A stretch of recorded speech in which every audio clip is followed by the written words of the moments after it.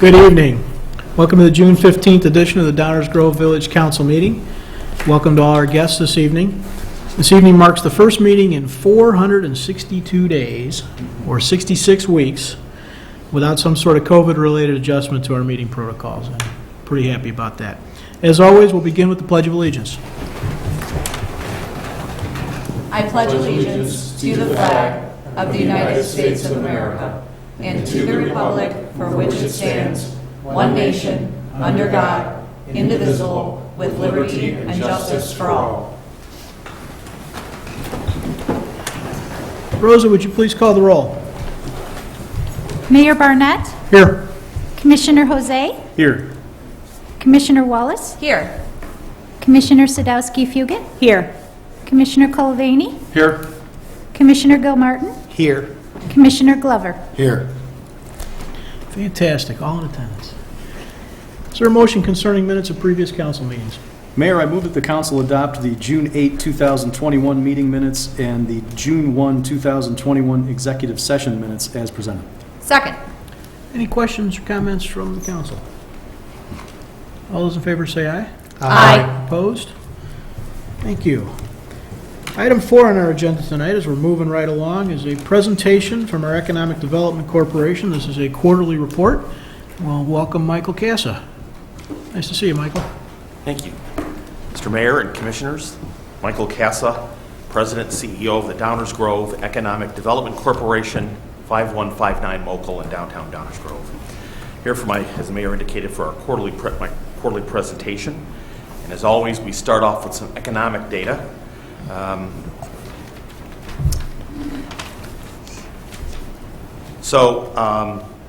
Let's go to municipal sales tax, March of 2021, and you will notice that we're doing some comparables to both 20 and 19, and I'll explain a little bit the reason for that.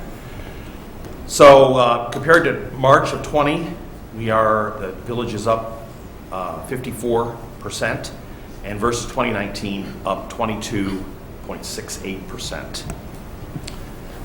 That's the municipal tax. On the home rule,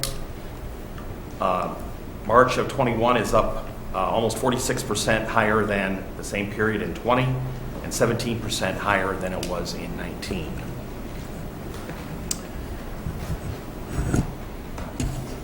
So last year, my quarterly presentations included terrible data due to the pandemic. Every metric was down and down a lot. The data we are now seeing is great, and I'm very pleased by that, but I'm tempering my celebratory mood for the following reasons. We got to remember that these increases are high because we are comparing 2021 data with the same period from 20, in which most of the major retail sectors were closed, shut down. That is why I have included year-over-year comparisons to both 2019 and 2020. 2019 may be a better comparison. In addition, so much of 2021 sales in the United States is based on pent-up demand from consumers who stayed home and did not spend money last year. This is especially true for major purchases such as cars, appliances, furniture, and travel. And it is likely that at some point, the pent-up demand will subside as consumers spend the money that they did not spend in 2020. That pent-up demand is complicated by shortages of labor and construction materials such as lumber, steel, and concrete, and the disruption to the parts supply chain. The impact in the auto industry is the most dramatic. The business people I talk to cite the resolution of these factors, these disruptors, as being the key to future economic growth in the country.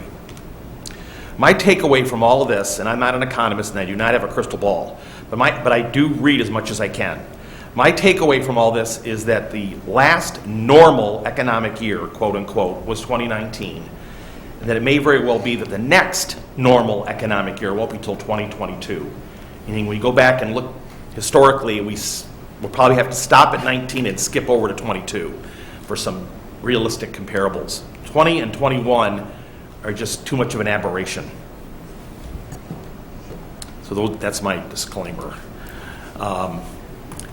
First quarter breakdown by category. These are numbers provided by the Illinois Department of Revenue. They compare the first quarter of 21 with the first quarter of 20. COVID did not really hit the economy till mid-March, so these numbers are a little bit more, to a certain extent, a little bit more, they're less abnormal, let me put it that way. General merchandise, you'll see both municipal and home rule is up, and that, again, is, I think, due to the pent-up demand. Food is a little bit higher, but a little bit close to break even. Drinking and eating places, that's restaurants, and there's a couple of factors for why actually it's down in the first quarter of 21 versus first quarter of 20. A couple of reasons. One is outdoor dining was not happening in 20 and does not happen really in the winter. But the other one is that people just got tired of eating at home last year so much that the restaurants are just reporting great numbers. So I think what you're going to see is that in the second quarter of this year, I'm going to predict that the numbers are going to be substantially higher, factoring in outdoor dining and the fact that restaurants reopened in 21 to a large extent, and that people are just out eating. Restaurants just are packed everywhere. But I don't think we saw that until really the second quarter of this year. Apparel is up about 20%. Furniture is down, and not really sure the reason for that. It's down a little bit. That also includes appliances and electronics. Part of that may be that in the last 2 weeks of March last year, Best Buy, for example, saw its best 2-week period in its history. When COVID hit, everyone began working from home, and so there was a run on laptops and webcams and printers. So that may factor in that 2-week period into these numbers. Lumber, building, and hardware is up, and that was due again. That's due primarily to the fact that people have started spending money on their house, as they may find it difficult to buy a new home right now because the prices are higher and the inventory of available homes is low. So people are now spending more money fixing up their current house. That's something that I read recently. Automotive, municipal tax up 40% from a year ago. And again, I think a part of that is due to the fact that, again, this would be the last 2 weeks of March, but that the auto sales just were dead in the water, and the only thing holding back the auto industry now, I think, going forward, is just the supply. It's why used cars are selling so much. There simply aren't as many new cars for sale. The inventories are very low. So part of the impact of the pandemic isn't going to be felt for a while. More not on the consumer side, but on the supply side. Oh, and I'm sorry, and in drugs and miscellaneous retail, I think this will come down in the second quarter because the first quarter of this year, people were still, to a large extent, in precaution mode because of COVID. And with the weather getting better, with restrictions having been lifted in the second quarter, that run on PPE and other pharmaceuticals may drop, because that's a pretty substantial increase over a year ago. But again, it's difficult to project a lot of this, and I think next quarter will be much more telling than this one. Hotel taxes. This is one area which there's a recovery going on, but it is slow. So you can see we have 194% increase over the April of 21. Not difficult to understand, considering our Marriott and our DoubleTree were closed totally in April of 21. So a better yardstick is comparing it to 19, a normal year. And 19 was a great year for hotels. And so far, the hotel recovery has been slow. So that explains the 60% drop in hotel taxes over 19. Hopefully that number will grow. Food and beverage taxes, 162% increase over 20. Again, most restaurants were closed in April of 21. And then another factor in there is that the food and beverage tax was increased to 1.5%. So if you compare it to 2019, it's still up. And again, I believe the reason for that is that right now, the restaurants, not just here but everywhere, are just really enjoying tremendous sales. I was over today at Pierce Tavern on a Tuesday, and it was just packed. So again, good for our restaurants going forward. I just want to update you on just a few projects. Steinhoffel's, which is the furniture store that's going to be going into the location that used to be where Art Van was. They are moving along with their plans and still expect to be open in October, November at the latest. And they have a meeting scheduled for early July with the person who'll become the store manager for that store.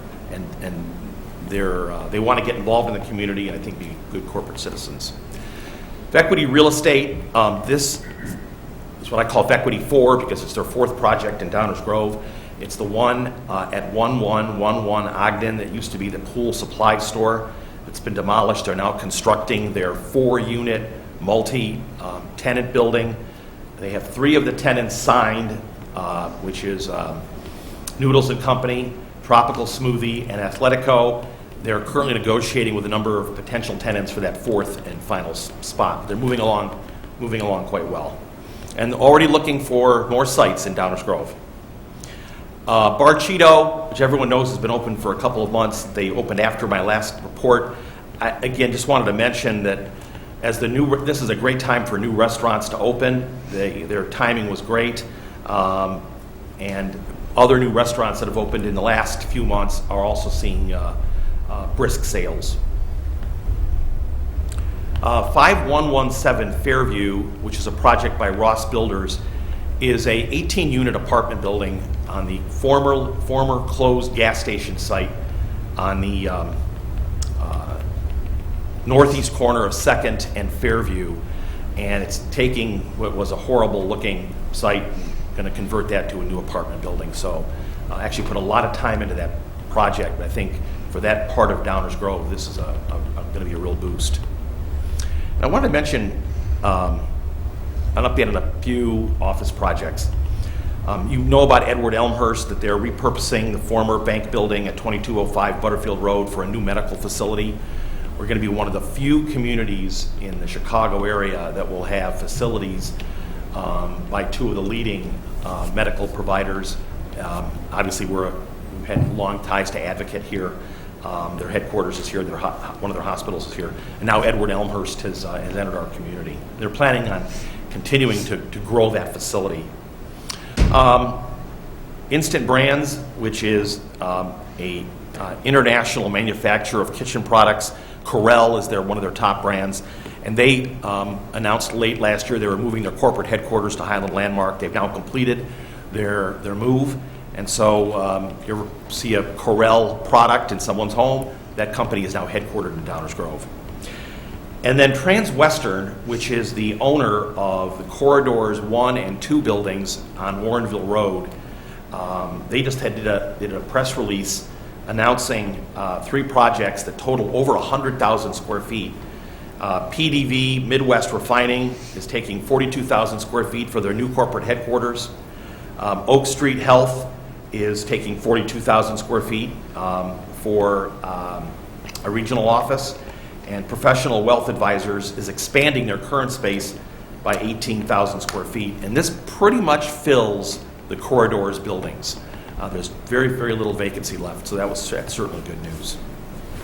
It's really important as we go forward that we pay close attention to our office market because it's the one that's probably the least predictable at this point, given the downsizing that a lot of tenants are doing in terms of their availability of space as they allow employees to continue working from home, and also the timing of when workers for each company will be called back to the office on more of a full-time basis.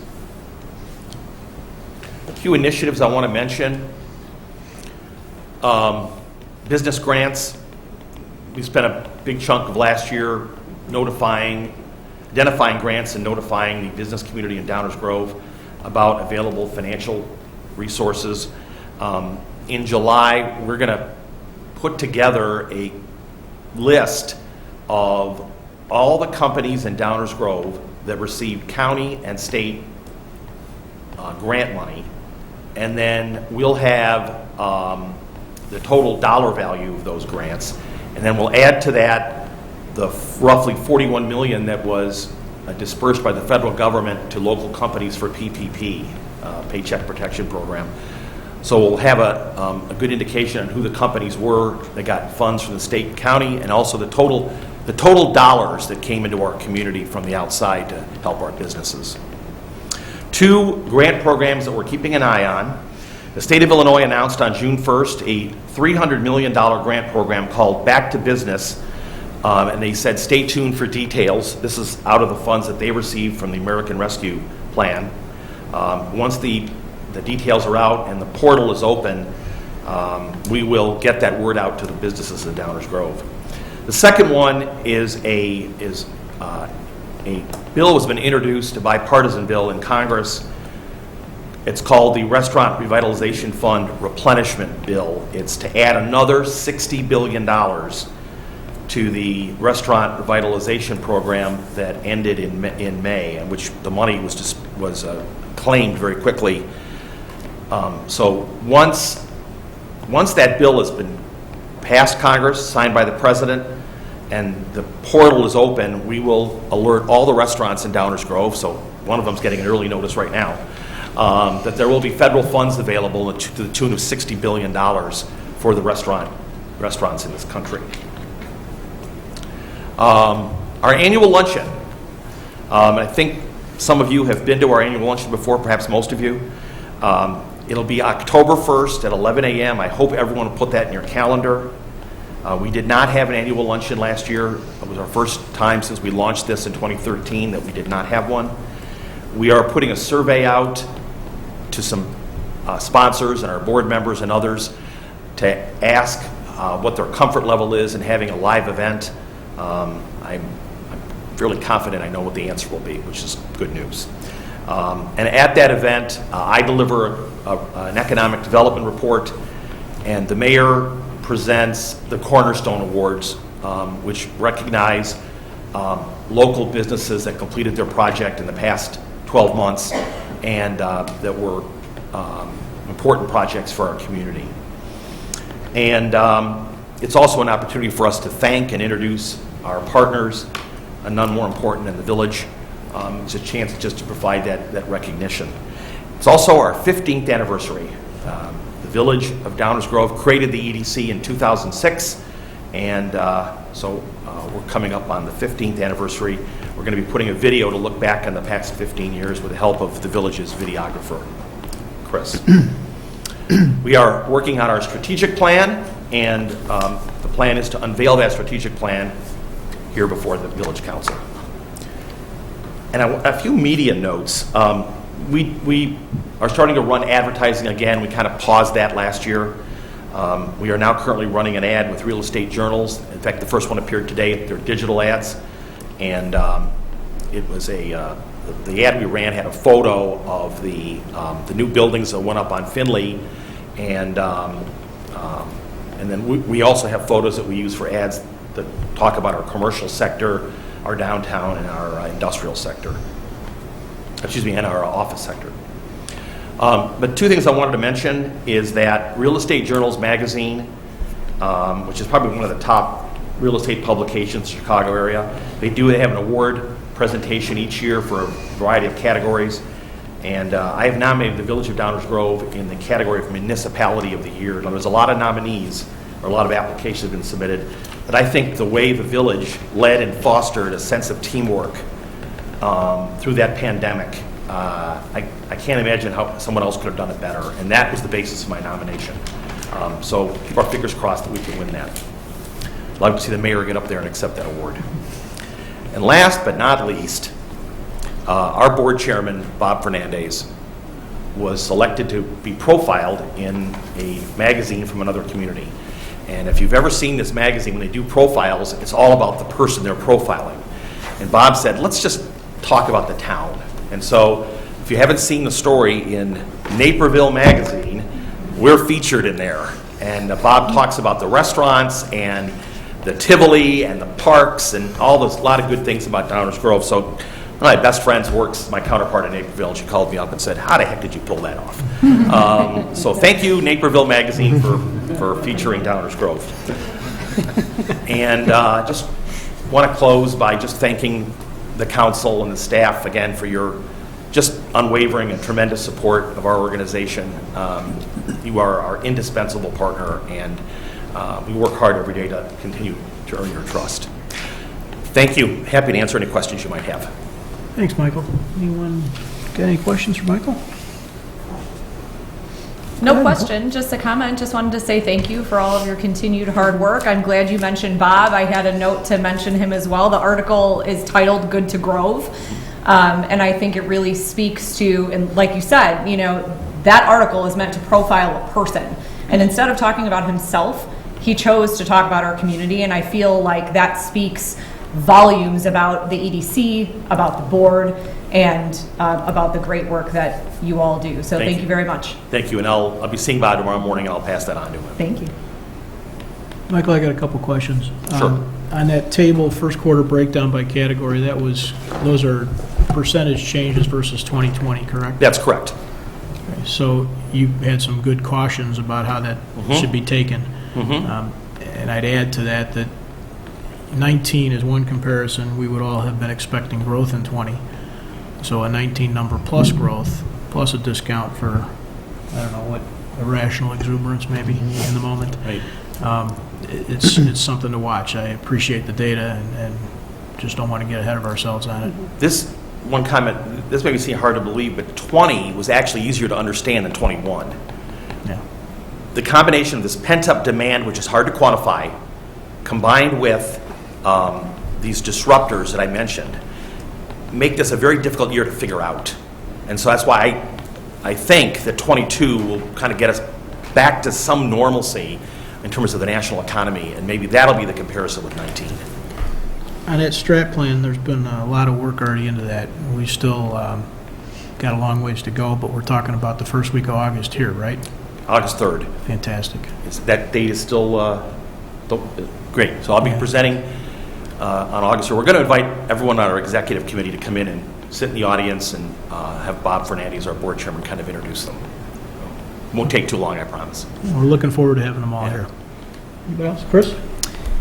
Yeah, thank you for this. Do you have a sense or any idea how many restaurants were able to secure funds from the revitalization, the first phase of that, percentage-wise or dollar-wise? I don't know, but hopefully we'll have that information in July. Okay. The state and the county actually publish that data pretty on time. The federal government won't publish the names of restaurants that the names of the restaurants, but we'll have a count on how many. Yeah. That we will know. Any anecdotal sense? No? No, I don't, not currently. And then quick second question. Does Bob know anyone at Chicago Magazine? I'll have to ask. Question, Mayor. Rich, please. Yeah, thank you for the presentation. Do you have any feeling that there's a pent-up demand for commercial developments? We have started getting inquiries about sites and potential developments, which did slow a little bit last year. Didn't slow as much as maybe it did elsewhere, but it did slow. But again, whether you're a developer or a construction company or a tenant, these shortages in materials, the concrete, steel, and lumber in particular is just a killer. But we are talking every day to people looking at development projects in Downers Grove. They've got their own internal challenges because of labor and these materials and the supply chain. I mean, I met Brian Malpelli last week, who is the guy who runs the Ziegler dealerships here. And he just cannot get new cars because there's a part somewhere that has to go into that vehicle that they can't get, and so that's why the used car market is just exploding. It's also the reason why home sales are going up, the prices, because there's simply a shortage of lumber to build new homes and concrete, and so people are putting their house up for sale and seeing, dramatic increases. But yes, we are seeing that demand return. Thank you. Dave? Just real quick, to Commissioner Cullivan's question more locally, Mr. Cass is absolutely right. A good indicator of commercial demand and commercial project demand is Plan Commission cases, and we have seen a dramatic increase in commercial-related Plan Commission petitions, so that is always a good indicator. And just to add to the confusion on the sales tax numbers, this is the first quarter that online sales tax is included, and we don't yet have the breakdown of those numbers of how much of that increase was from online sales tax. So as soon as we have that information, I'll confer with Michael, we'll get information to the council. So another couple of quarters, things will be less fuzzy. Thank you, Michael. Thank you. Item 5 on our agenda tonight is our public comments section. This is the portion of the meeting where we entertain public comments on items not on tonight's agenda. If you've got something that you want to bring to our attention or a question you want to pose that may get answered later, please state your name for the record.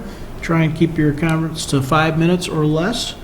And remember that it's not a discussion or a debate. It's just an opportunity to hear from the public. So if anyone's got a subject not on tonight's agenda, come on down to the podium.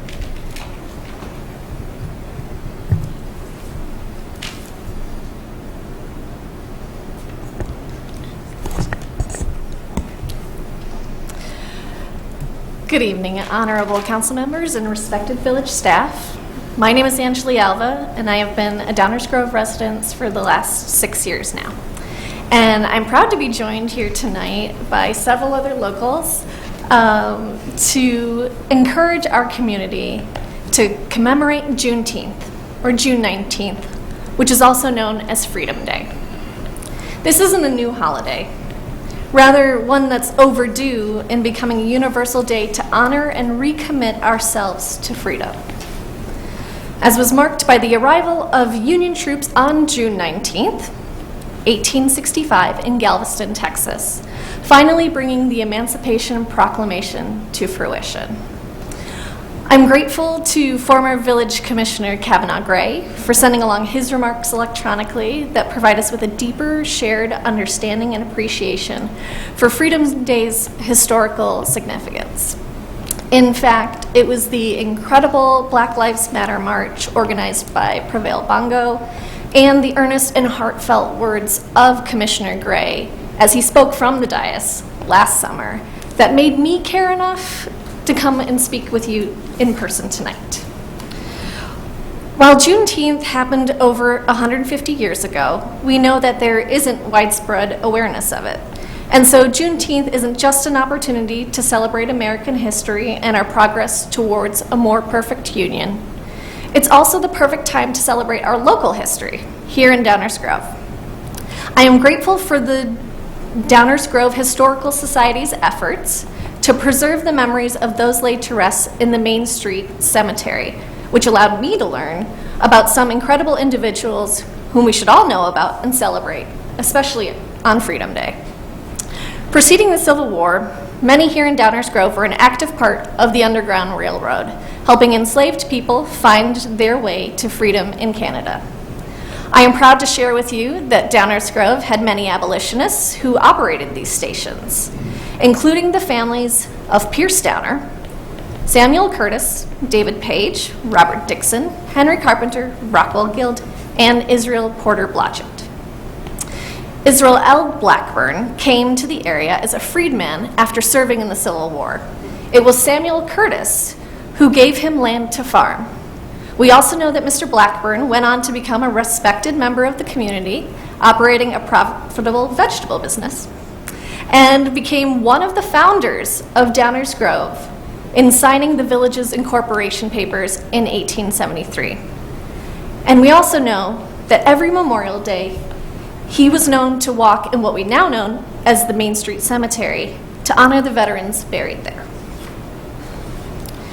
Those who were a part of the Underground Railroad and those who fought in the Civil War are now honored in that same cemetery with plaques commemorating their extraordinary work.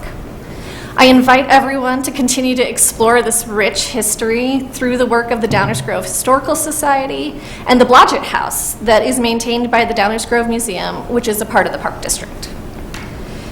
It's also great to be able to say that earlier today, the U.S. Senate unanimously approved Juneteenth to become a national holiday.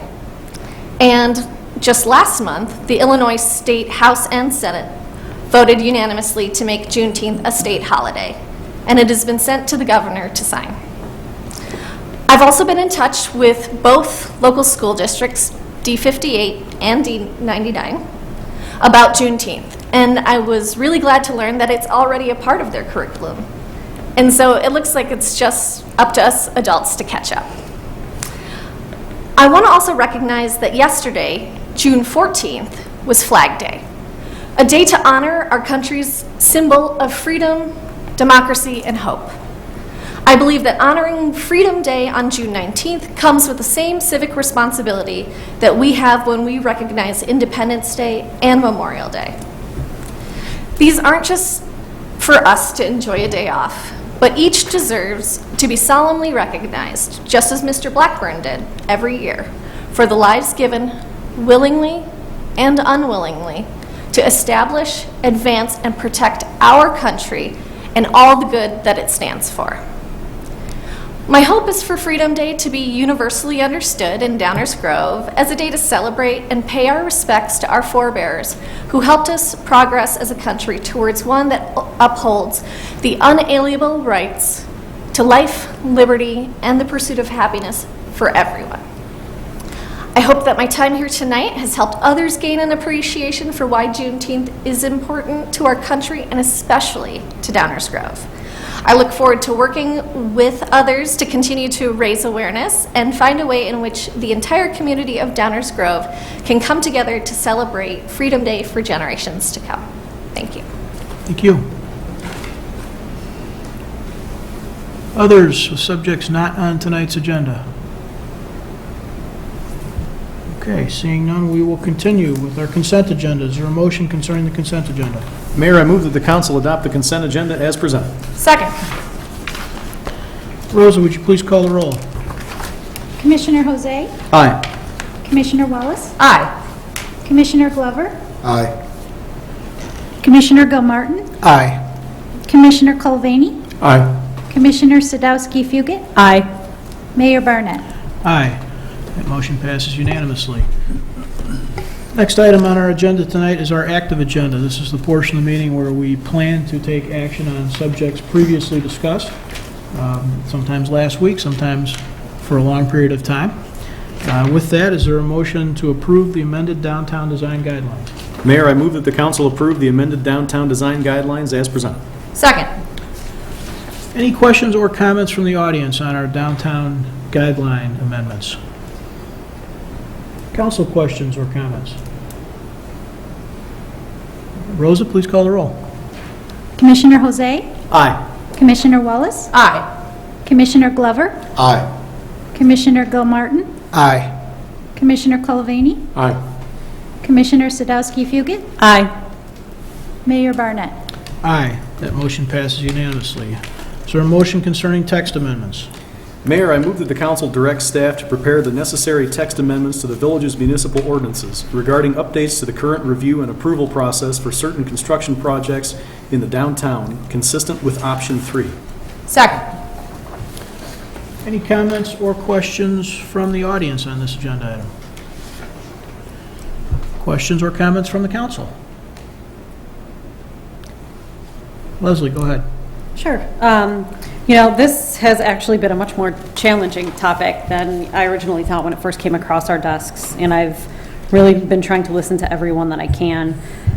It's going to be one that I think no matter where it ends up, we're all going to still struggle with as to what is or isn't the right answer with regard to option 1 versus option 3. I'm generally in favor of option 3, but I am really interested to see if we can maybe revisit it in a year, just to check with, staff the public who have been engaged in the process, ADRB, but also those businesses that could potentially be impacted by this, to ensure that we really kind of feel like we're heading in the right direction. That's where I'm at. Okay. Anyone else want to jump in? Chris? Sure. So first and foremost, thanks to ADRB and the staff for their hard work on this. This was a tough one for me too. But, while I understand the intention of option 3 is really to ensure the asset and the attraction of downtown remains, I do believe option 3 puts an unnecessary, potentially an unnecessary burden on new and existing business owners in the downtown area. My concern, as I expressed from the beginning, was really about it creating an environment where potentially businesses who are literally next door to each other could have a different standard of rules and requirements around very similar design changes. And at a time when retail is struggling to get its foothold, my concern is to add an additional layer of time and money, and also potentially subjectivity. And so, we know every day a store isn't open is a day it's not generating revenue. I appreciate the idea of the 12-month review and its intention, though I do worry that that puts any businesses in that window at risk while we're sort of collecting data to determine if this is the right way to move. Lastly, I just want to mention that because there's been a little bit of confusion on this. It's just to be clear that any special use or PUD project is required to go through these guidelines, meet these guidelines. So what we're talking about is a different set of businesses and changes. And I fully support that. But in this case, for the reasons I've stated, I will be supporting option 3, but obviously that's a vote no. Thank you. Others? Rich, please. Yeah, thank you for your comments, Commissioner. I appreciate the fact that you do have concerns about the businesses in Downers Grove, and that's one thing that this council shares to a person, no doubt. In my mind, that's what we're trying to achieve. The question gets to be, how do we actually accomplish that? And for an individual business to put in a facade improvement, as an example, their primary responsibility is to attract people to their business. Now, if it's a real estate business or a doctor's office, you don't have to be all that attractive to attract people. If you got a 10 o'clock appointment and it happens to be on Main Street, that's where I show up in recent visits. So it didn't really matter as much to me with that particular destination. If I'm meeting with a realtor, I'm much more concerned with the way the houses or condos they show me are going to look than I am with their particular businesses. I think we have a responsibility, though, as a village council to represent our entire downtown and try to make it an appealing place for people who will want to come, they'll want to dine here, shop here, perhaps even open their own businesses because they were fascinated by Downers Grove. There's also the question of subjectivity, and I would argue that whenever you're reviewing architectural plans or designs, it's going to be subjective. Right now, that subjectivity is up to the community development staff, because a lot of the things that would be presented before the Architectural Design Review Board actually get presented to staff, and behind closed doors in one of these meeting rooms, they're actually invoking that subjectivity for that developer, and they're either approving things or not approving. And my contention is that let's open that up. See, originally, this was intended to be an early concept review where before developers spent a lot of money, or even smaller entrepreneurs spent a lot of money on plans and engineering, they could come before this board, roll up their sleeves and say, here's what we're planning for this facility. We have one, it was a rather active plan commission meeting last night, and I don't know what was invested by that particular developer, but I bet it was somewhere between $100,000 and $150,000. And the community, mostly the people in the building next door, were making specific requests at the first Plan Commission meeting and then again at last night's meeting. My contention is it's a lot to ask a developer at the 11th hour after they've invested that kind of money and perhaps 6 months in engineering to go back and redo that. Now, I know under a PUD and special use, we have the perfect right to do that. If I happen to be a developer, I would want to have the neighborhood meeting sooner than later to get those things worked out before I've invested that kind of money. I think the guidelines are an excellent piece of work. I think that will help send the signal to people that this is what Downers Grove has decided are the elements, not the architectural design, but the architectural elements that we want to go into a building. And if done properly, I don't see that it would add time. I think this, if you do it serially and wait for that review before you move forward with other things, certainly it would add to that timeline. But my view is that you do things in parallel on any kind of major project, keep the ball moving in other areas. That just happens to be one. I think the idea of taking a look at this another 12 months is a brilliant idea because we are invoking something new here, something that's been tried successfully in other communities, but it will give us a chance. How big were those opportunities? In the staff report on this, they identified when the new window and door openings were originally included 6 projects in a year. If you kind of take those out, maybe we would get down to 3 or 4 in a year, but I'm really comfortable with the idea and embrace the idea that we would be able to see what our actual experience was, come back and say if we screwed it up, and hopefully it'll be a delightful thing, and the commissioners who are voting no tonight will say, wow, that was great success for Downers Grove, let's continue that. So, I've said enough. Anyone else want to jump in? Okay. Thank you, Mayor. I agree with Commissioner Sadowski-Fugit on this being a tough call. We've made a number of tough decisions over the last 8+ years since I've been up here, and there have been some that were, I think, significantly more controversial that I found much easier. Because there was just something about each one that made it unique, that made the decision in my mind very clear. This is not one of them.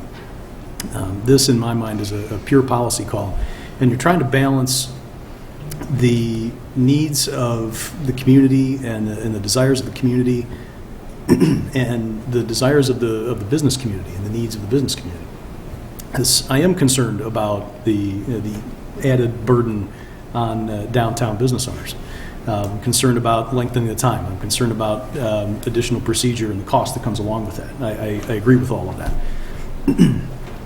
And I look at this also from the standpoint of knowing that I'm not the guy you want picking architecture. I don't even have the vocabulary to describe what it is that I like and don't like. It's just not within my talents. But I also have to look at the fact that we have a set of guidelines and we apply them to large projects right now, special uses, PUDs, things of that nature. But as Commissioner Gilmartin talked about the idea that we have potentially differing sets of standards, and that's exactly what we've got right now, because there are certain projects that are small enough that they don't have the guidelines applied to them. And if we're going to have these guidelines, I think it's right that they be applied to all of the different developments, or at least all that are reasonably, that it can be reasonably applied to, and I think this is a step in that direction. And the place that I ultimately landed was that in thinking back to why we moved to Downers Grove, the downtown area was a big part of that, the authentic hometown feel. And just the fact that it's really the beating heart of our community. And I think we have to do everything we can to try to maintain that feel and enhance that feel for future generations. I'm disappointed that the Downtown Management Corporation hasn't given us more feedback. And that's why I'm in favor of the one-year review. I think once this becomes a reality and we put it into place and folks have to adjust to it, it will probably drive a bit of feedback in our direction, positive or negative. And I think that's a good thing. There's bound to be some feedback. There's bound to be a certain amount of uncertainty. But I think that given all of the work that we've put into the design guidelines and the smaller number of projects that will be affected by this, I think we owe it to the community to give this a chance and try to maintain and enhance that hometown feel of our downtown. So I'll be supporting option 3. Thank you, Mayor. Thanks, Greg. Anyone else? Nicole? I'll go, Mayor. Thank you. I won't speak too much as my colleagues have said a lot already, but we've been working on this since July 21st of 2020. So this has been quite a process. The ADRB had a huge role in recommending these 3 different options.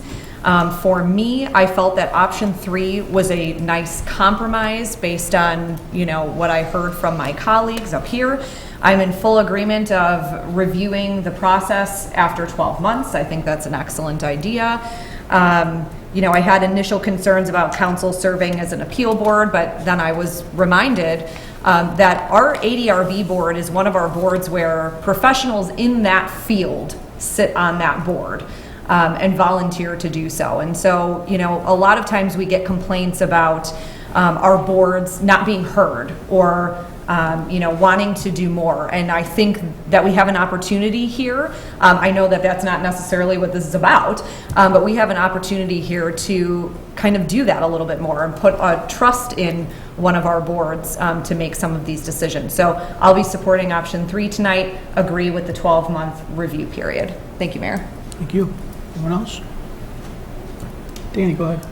I just want to also thank the ADRB for all their hard work on it. It was a really tough one for me. I kind of went back and forth last week. I know I was in support of option 3, but what it really boils down to me, for me, is my main goal is to encourage growth and investment in our community, and I think everybody up here has said that they like the way that our downtown area looks. It's maybe part of the reason they moved here. And really, what are we trying to change? Like, what are we really fixing by doing this is my main concern. And is it worth putting unnecessary burden on bootstrapping entrepreneurs like myself, who already might find this task of starting a new business difficult to navigate? So I am not in favor of option 3. I am more so in favor of supporting and maintaining the current process with the updated guidelines. Thank you. This has been talked about a long time. There's no doubt about it. I look back at some of those minutes as I was looking at this, and I appreciate, as do I think everybody, the process which we took to get here and the idea of looking for a compromise. But I have similar thoughts to Chris and Danny, and I struggle most importantly with what are we trying to fix? Because I think there's some things to be super clear about. I think my colleagues probably get this, but for those watching at home, the projects that everyone will name, when you say name a downtown project, in the last 10 or 15 years, every one of them is not getting a change to the process as a function of this. Those projects all went through the very same process they're going to continue to go through. So decisions being made in a less public way or not early enough in the process, none of that changes with this option 3 that we're talking about. None of it. So Burlington Station, Acadia, all of them. Station Crossing, Marquee on Maple, Main and Maple, every one of those has no change to its process. If somebody doesn't like the design of those buildings, there were changes to that with the first motion tonight. That was accomplished and that was unanimous. The question before us is, do we want to apply these to other projects? And here's where I differ with some of my commissioners, my colleagues, in that the projects that we're talking about applying this to are a little different. They are not the same. Chris and Greg were talking a little bit about, are we applying stuff to the same, do the same people have the same rules?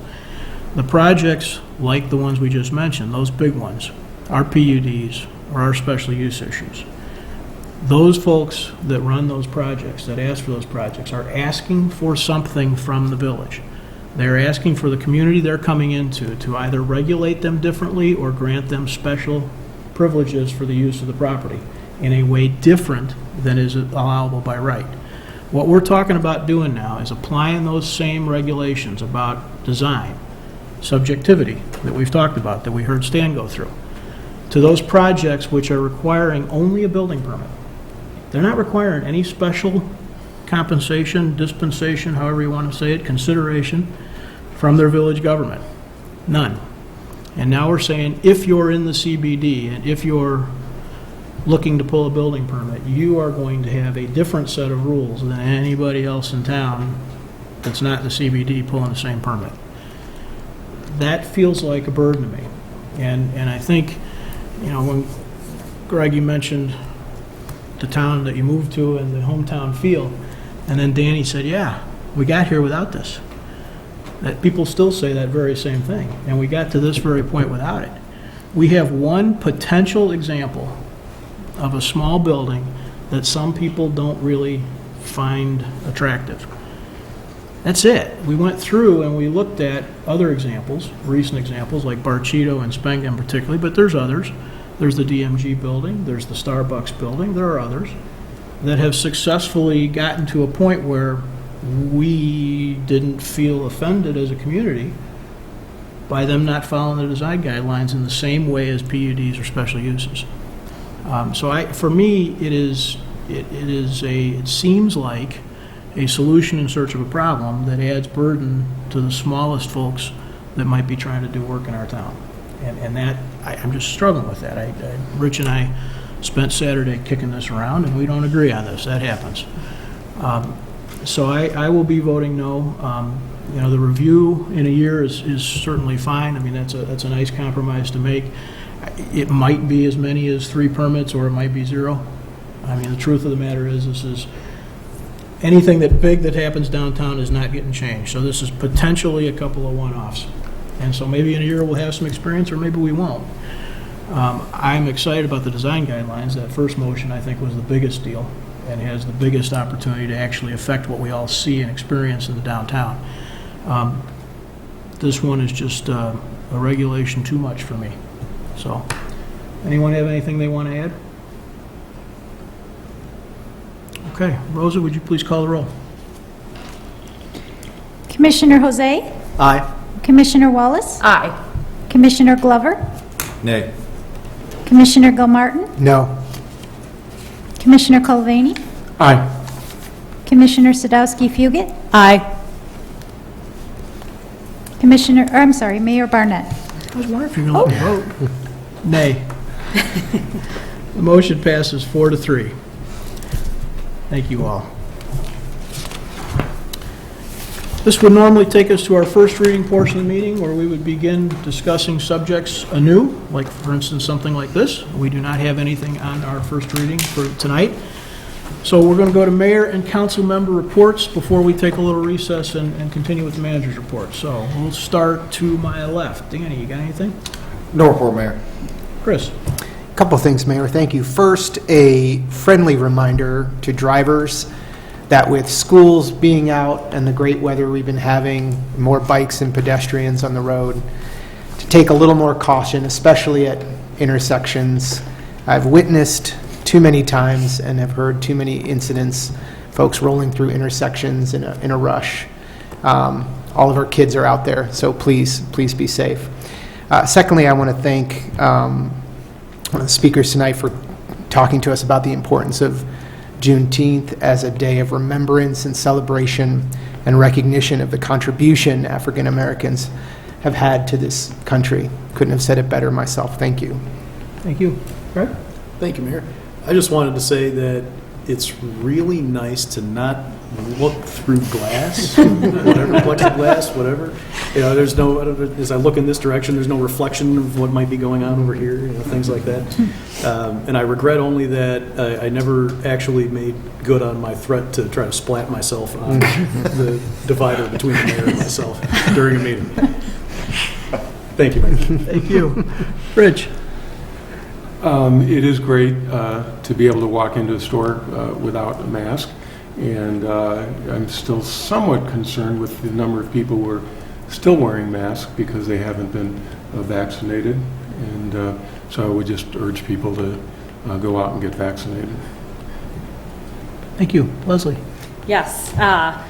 One more thing about Pride that I totally forgot to mention last week, but please don't forget that every weekend in June, the Foxdale, Cadence, and Pierce Tavern are offering picnic baskets.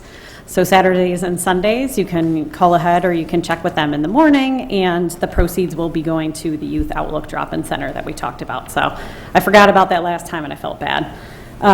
I also just want to say thank you to Anjali for her words honoring Juneteenth. I was lucky enough to meet her around the time of our policing forum last year, and we've had a lot of conversations, just she and I, about the role race plays in policing and just kind of in society. And I just say that we can't start to right this country's wrongs without a bit of discomfort, and these conversations are uncomfortable. Many of us have talked about the role of discomfort on the dais, and my hope is that it will spur more conversations within the community with each mention. I'm going to skip the part I had about Juneteenth because that has already been covered. And I just want to say that it doesn't make our country weak to acknowledge our past with slavery. It doesn't take rights away from anyone to discuss the generations of wealth that were denied Black Americans whose families endured not only the dehumanization of slavery, but also Jim Crow laws, redlining, and other criminal justice policies aimed to keep Black Americans in poverty. And it doesn't matter if you or I do or do not have ancestors who participated directly in slavery. We are all still complicit in benefiting from a society in which some of us have had a head start when we're born, simply because of our skin color, and we should all be consistently working towards a better America. We'll never be a perfect nation because we're made up of flawed humans. We're all flawed. But we should always constantly strive to do better than the previous generation. So on this Juneteenth, let us honor a moment in our history which was long overdue. Let us get uncomfortable and explore our own biases and how we white Americans have had a leg up since this country's inception. And let each one of us choose at least one thing, whether we read a book, take an online course, watch a documentary, join a civil rights organization, or any other activity to actively engage ourselves in that discomfort to take us one step closer to truly achieving freedom and equality for all. And that's all I have. Thank you. Thank you. World Traveler? I have a couple announcements, Mayor. The first is that as a history teacher, I had a couple comments on Juneteenth tonight, and then we received an email from a resident, and I felt that this was much better than what I had originally put together, and I asked if I would be able to read it and got permission to read this. So while it will be a bit repetitive of what we heard for public comment, I hope my colleagues will just give me a moment to go through it. Mayor Barnett, Village Council, and Village staff. I am writing in support of a discussion that was brought to me in February of this year by one of our residents who is set to speak this evening. The discussion centered on recognizing Juneteenth not only for its historical significance, but as major cities such as Chicago, in addition to the state of Illinois, begin to recognize this pivotal day as a holiday, that the village of Downers Grove should consider this as well. While history remembers the Civil War, June 19, 1865, marks the day that enslaved African Americans in Texas were told that slavery had ended, some 2 years after Lincoln's Emancipation Proclamation had been signed. It was only after the surrender of Southern Major General Gordon Granger and the preparation of General Order No. 3, which had announced the end of legalized slavery from his headquarters in Galveston, that slavery became outlawed in the state of Texas. Juneteenth represents somewhat of a reset button on historical marker from which we can begin to accurately document not only the challenges that followed for African Americans in this country, including the short-lived progress of the Reconstruction, Jim Crow, segregation, and even modern-day systemic obstacles. More importantly, Juneteenth begins to mark the countless contributions that Black people have made to this country, in our towns and in our communities. Consider African American Israel Blackburn, who is buried in Main Street Cemetery and has been credited as a founding father of the village of Downers Grove. I have left a copy of the book on Juneteenth by author Annette Gordon-Reed with staff for anyone interested in learning more about the significance of this day. It is my sincere hope that as a community and as leaders of Downers Grove, that we can begin to recognize the history of African Americans not as separate, but as part of our own collective history on which Juneteenth is a part. Thank you all for the selfless work that you do and for your time and consideration in hearing this request. Regards, Kavanaugh Gray, our former commissioner, who then signed a resident of Downers Grove, which I love. So thank you, Commissioner Gray, for allowing me to read your statement, which, as always, he just speaks so eloquently, and anytime he would speak up here or give a public comment on an issue and I had something to say, I was always like, how can I follow that? So thanks to him. And lastly, Grovefest is back! Woo! August 19th through the 22nd. Beer garden and entertainment opens Thursday night, along with unlimited ride night. As a reminder, Grovefest is put on entirely by volunteers and puts profits back into the community, donating money to over 25 organizations such as Family Shelter Services and DuPage Pads, just to name a couple, in addition to funding both service and music scholarships to Downers Grove High School seniors. That is all. Thank you, Mayor. Thank you. Talk about a tough act to follow. Not going to try. We are going to take a brief recess. We will reconvene in about 5 minutes in the committee room, where the manager's report will continue us down the path of long-range planning. Thank you.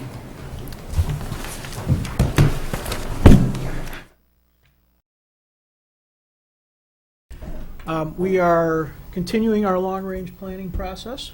This is, help me, Dave, what meeting are we? 3? 4? I'll go with 3. Go with 3. It's a continuous process that happens over the course of several months, and is super important to how we run our village. It has a lot to do with the way we prioritize our work and ultimately leads to budgeting decisions that are made in the fall. And so we'll have Dave continue with tonight's meeting. It's the manager's report. It's over to the manager. Thank you, Mayor Barnett, and thank you most of all for explaining all the things on this panel, which allow me to move right into the 4 topics that we're talking about tonight. These are 4 topics that are interrelated and affect levels of service and how we spend tax dollars and how we spend grant dollars that will come to us through the federal government. We'll be talking tonight about our stormwater capital plan, again with our facility replacement and sustainability plan, property taxes and how it will affect our taxpayers, and finally, how we will be investing funds from the federal government through the American Rescue Plan. So each of the council members has already met individually with staff members to go through these topics in preparation for tonight's meeting. In addition, we have published a report that has more detail than you'll hear tonight on each of these topics that is publicly available on our website with the agenda materials, and copies are here in front of the council as well. We'll start with the Stormwater Capital Plan. As all the council members know, the village owns and operates an extensive stormwater management system, extends throughout the village. It is designed to carry and store water runoff from rain events. We're talking about the water that falls from the sky. We are not talking about the water that comes from your tap or your hose. So when we own and operate this system, we are trying to achieve a recommended level of service such that water is safely stored and conveyed in all but the most extreme events or extreme rainfalls. The issue we've been experiencing is that some areas in our village do not have that recommended level of service, and we tend to have ponding or flooding in less than extreme rain events. The other issue which prompted this discussion is that our current capital plan the plan that tells us which stormwater projects to build and where, actually expires this year as we have made our way through that plan, which was enacted and adopted in 2014. So it's time to come up with a new capital plan. That plan, which was proposed by staff and provided in some detail in the staff report, consists of constructing 12 stormwater capital projects over the next 3 years at an estimated cost of $7.5 million. To construct these projects in this amount, the plan would be to issue about $5 million in bonds. Other elements of our multi-year plan remain in place. We should continue to increase the maintenance activities that we perform on the stormwater management system, ever increasing those until we meet the recommended level at around 2019, or excuse me, 20, I get the right dates, 2019 or 2030. I can't remember which one it is, so pardon me on that. Multiple years ahead, we were going to continue with maintenance activities.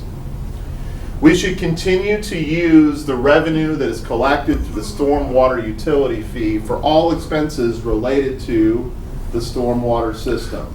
Capital projects, annual maintenance, and debt service on not only these bonds that we're about to issue according to this plan, but the bonds that have been in place for the last several years.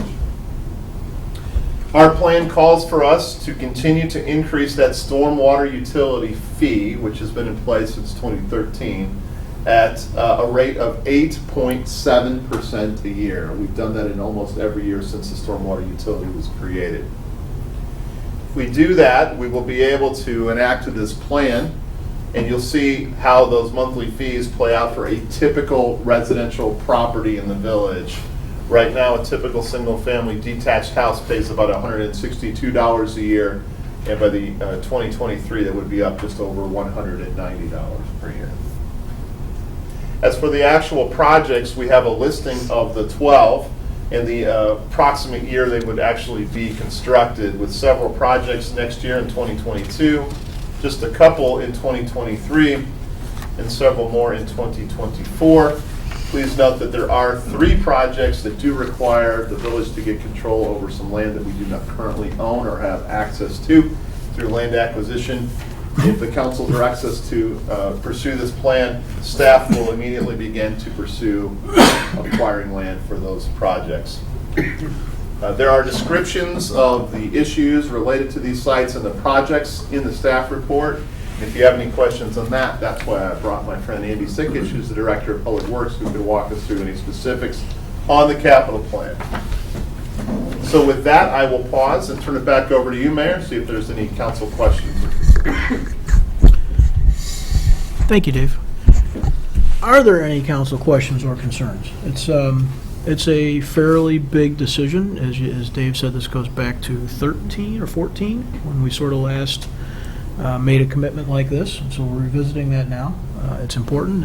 I know, I'm sure my experience is exactly the same as the rest of my colleagues, and that this is one of the subjects we regularly hear about from residents as a problem that they wish we were doing more about. So, anybody got any particular questions? Greg? Thank you, Mayor. No questions, just a couple of comments. First off, just for a little bit of background, less for my colleagues, because they've probably gotten all this from staff, but more for the folks who are listening. The increase in the stormwater fee at 8.7% is a number that comes from a stormwater consultant from 8 years ago, 10 years ago, that gave us basically a ramp to get to the recommended level of maintenance while also continuing to work on capital projects. So this is part of a very long-term plan to get us to the level of maintenance that we should be doing on our stormwater system, which is a convoluted way of saying we're not doing that level of maintenance right now, but we are getting there. And rather than pull the Band-Aid off all at once, we decided to take a bit of time so that folks had some notice, I suppose, that the stormwater utility would be increasing. With that background said, I'm in full support of the plan. We have to continue getting to the recommended level of maintenance. We need to ensure that we get to the full recommended level of service for all of our residents. so that there's fewer and fewer folks experiencing flooding unnecessarily. And I think moving forward with these projects makes perfect sense. Thank you, Mayor. Thank you. Anyone else? Rich, please. Yeah, just kind of an editorial comment. I think it's good to remind the residents that as we have worked on this, I believe we've completed something like 79 projects to the tune of $38 million over the last 8 years. So every time we get a big storm, residents say, why aren't they doing anything about stormwater? And the truth of the matter is, it's been on our radar screen before this council, before several councils before us, and that was the investment we're making. We can't fix every single thing, but every year it gets a little bit better, and then we'll continue chipping away at this in order of priority to make it even better. Anyone else? Just a question. The largest project is part of the, is one that would require land acquisition or easements, right? There's 1.8 at Shady Lane. Is there any concerns that that could not be a part of this? And then what do we do if that acquisition doesn't occur with those funds? Yes, thank you. For the 3 projects that require land acquisition, if we have difficulty acquiring all the land that we planned for in this iteration, we can do a couple things. Number one, in some cases, if we have some but not all of the land we'd originally planned, we might be able to modify the scope or design of the project and still proceed. The other option is sometimes we just can't acquire enough land to proceed with a meaningful project. We do have other projects that are in the future that could be pulled up and replaced, so switch out a project if we don't get all the land that we need. Great, thank you. Good, thank you. Picking up on that and just adding a little more historical context, Dave and Andy are probably going to roll their eyes when I describe this, but in 2007 approximately, we developed a plan before anybody here was on the council that was huge. Like, what would we do to fix everything if we could fix it all? And we prioritized those projects, and Rich's 38 million or whatever the number is, we started getting through them.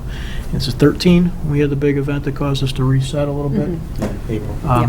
We revisited that list. So one of the things that happens is it's a little bit 80-20 kind of. You start in on the worst things and you start to get some improvement in the system.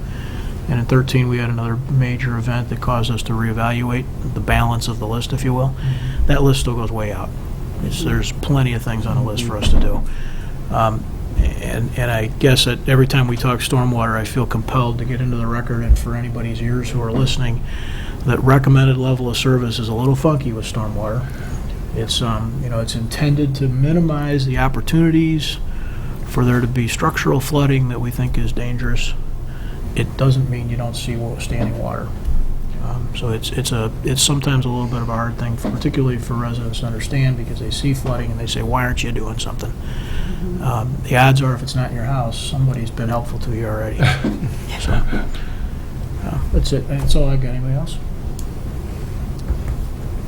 Okay. I think, Dave, the takeaway from that is that nobody sees any reason to deviate from the plan, and keep rolling. Let's hope that continues when Mr. Baker will explain the facilities replacement and sustainability plan. Mike. Thank you, Dave. Hey, Mike, hang on one second. Cole was kicking me. And we're kept the microphones a little. Such a tattletale. You can use that mic. And I brought cough drops in case you're interested. Increase people's. Thank you. Excellent. Yes, I will briefly summarize the facility replacement and sustainability plan item and information that we have here on the board. The issue, quite simply, is one that we've been aware of for years. The Village Hall and Police Station, two of the village's major facilities, are in below average condition from a maintenance standpoint and from the standpoint of the usefulness of these buildings and their ability to effectively serve the community. The previous council had developed a plan It was unanimously supported by the council at the time that it was being discussed and developed up until March of 2020, at which point it was suspended as a result of the COVID-19 pandemic, along with a number of our projects that we put on hold to try to figure out how to respond to the pandemic.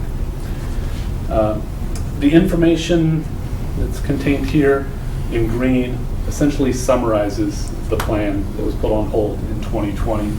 I'll walk through that real briefly, and then we provided some updated information to share with the council and the community as well. For anybody who wants to understand in much greater detail, all this information has still been archived and is available online if you want to take a look at everything that went into putting that plan together that was developed in late 19 and early 2020. But the plan essentially provided the answers to 5 key questions. What should be constructed? Where should the construction take place? When should that construction occur? How much will the project cost? And how will the village pay for those improvements? So the what to be constructed question was answered in the following way. The plan called for the construction of a combined police station village hall of approximately somewhere between 69,000 and 75,000 square feet. So a single building that would accommodate village hall and police operations. It also provided for a potential partnership with District 58 that would allow the district to bring some of their administrative staff into the building, adding about 8,000 square feet to the overall size of the building. The site allowed for between 330 and 340 parking spaces that would accommodate all users of the building, including customers, and replace all the commuter parking spaces that are currently on this site right now. Environmentally sustainable design features would be incorporated into the design and construction of the building and the surrounding site. We also would look for opportunities to improve the safety and traffic circulation and pedestrian circulation at and around the Washington crossing. And redevelopment of the site also allowed for a sale of a portion of the property which was intended to be purchased by a developer and with an apartment building, approximately 85 units constructed on a portion of the site. All of this activity would take place on this property that the village owns. It's occupied by the current village hall, police station, and the commuter parking lot. Obviously, the construction schedule that had been developed back in 2020, not so much relevant anymore. At the time that the plan was put together, we were looking at a total project cost of between $41 and $47 million. This did not include all of the environmental design. It included the design that would be required by code, but to the extent that we wanted to incorporate enhanced environmentally sustainable design, those costs were not reflected in that cost range. How to pay for the project. We'd identified a number of funding sources to use to cover those project costs. Started with equity that the village had and would be able to contribute to the project of about $9.2 million. We would look to our partner for a contribution of about $4.4 million, District 58, leaving us with a bond issue of just over $30 million to pay for the remainder of the project. The debt service on those bonds would be paid off by proceeds from the sale of land for the apartment development.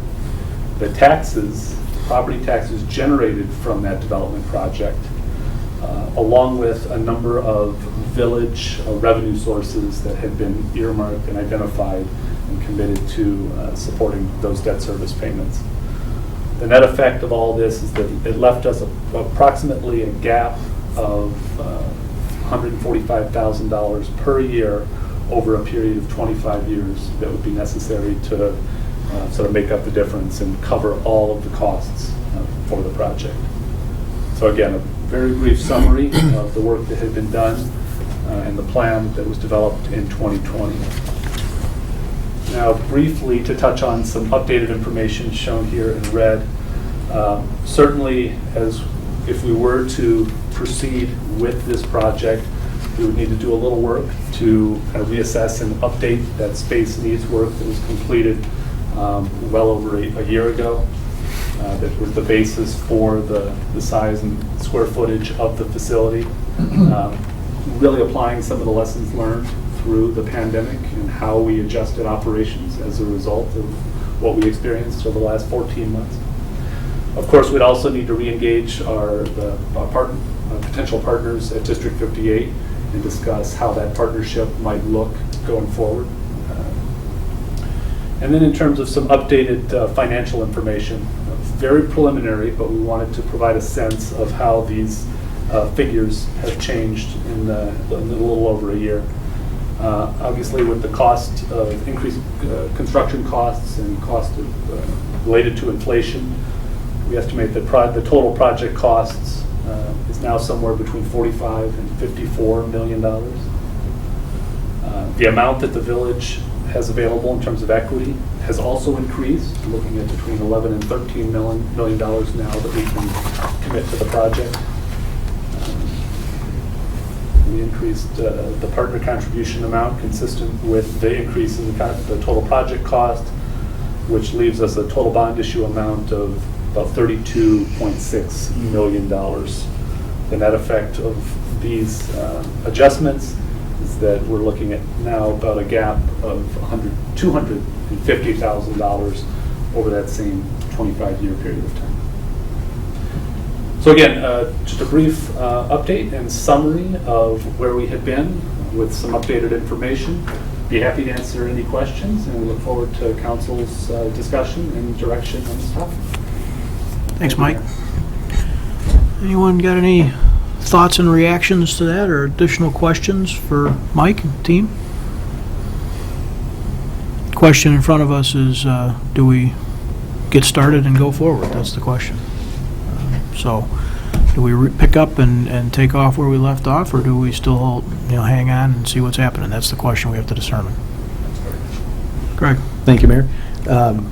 Let's go. As far as I'm concerned, we should have done this a long time ago, and I think the plan that was put into place in 2020 that unfortunately COVID put the brakes on was a good plan. It solves an awful lot of problems.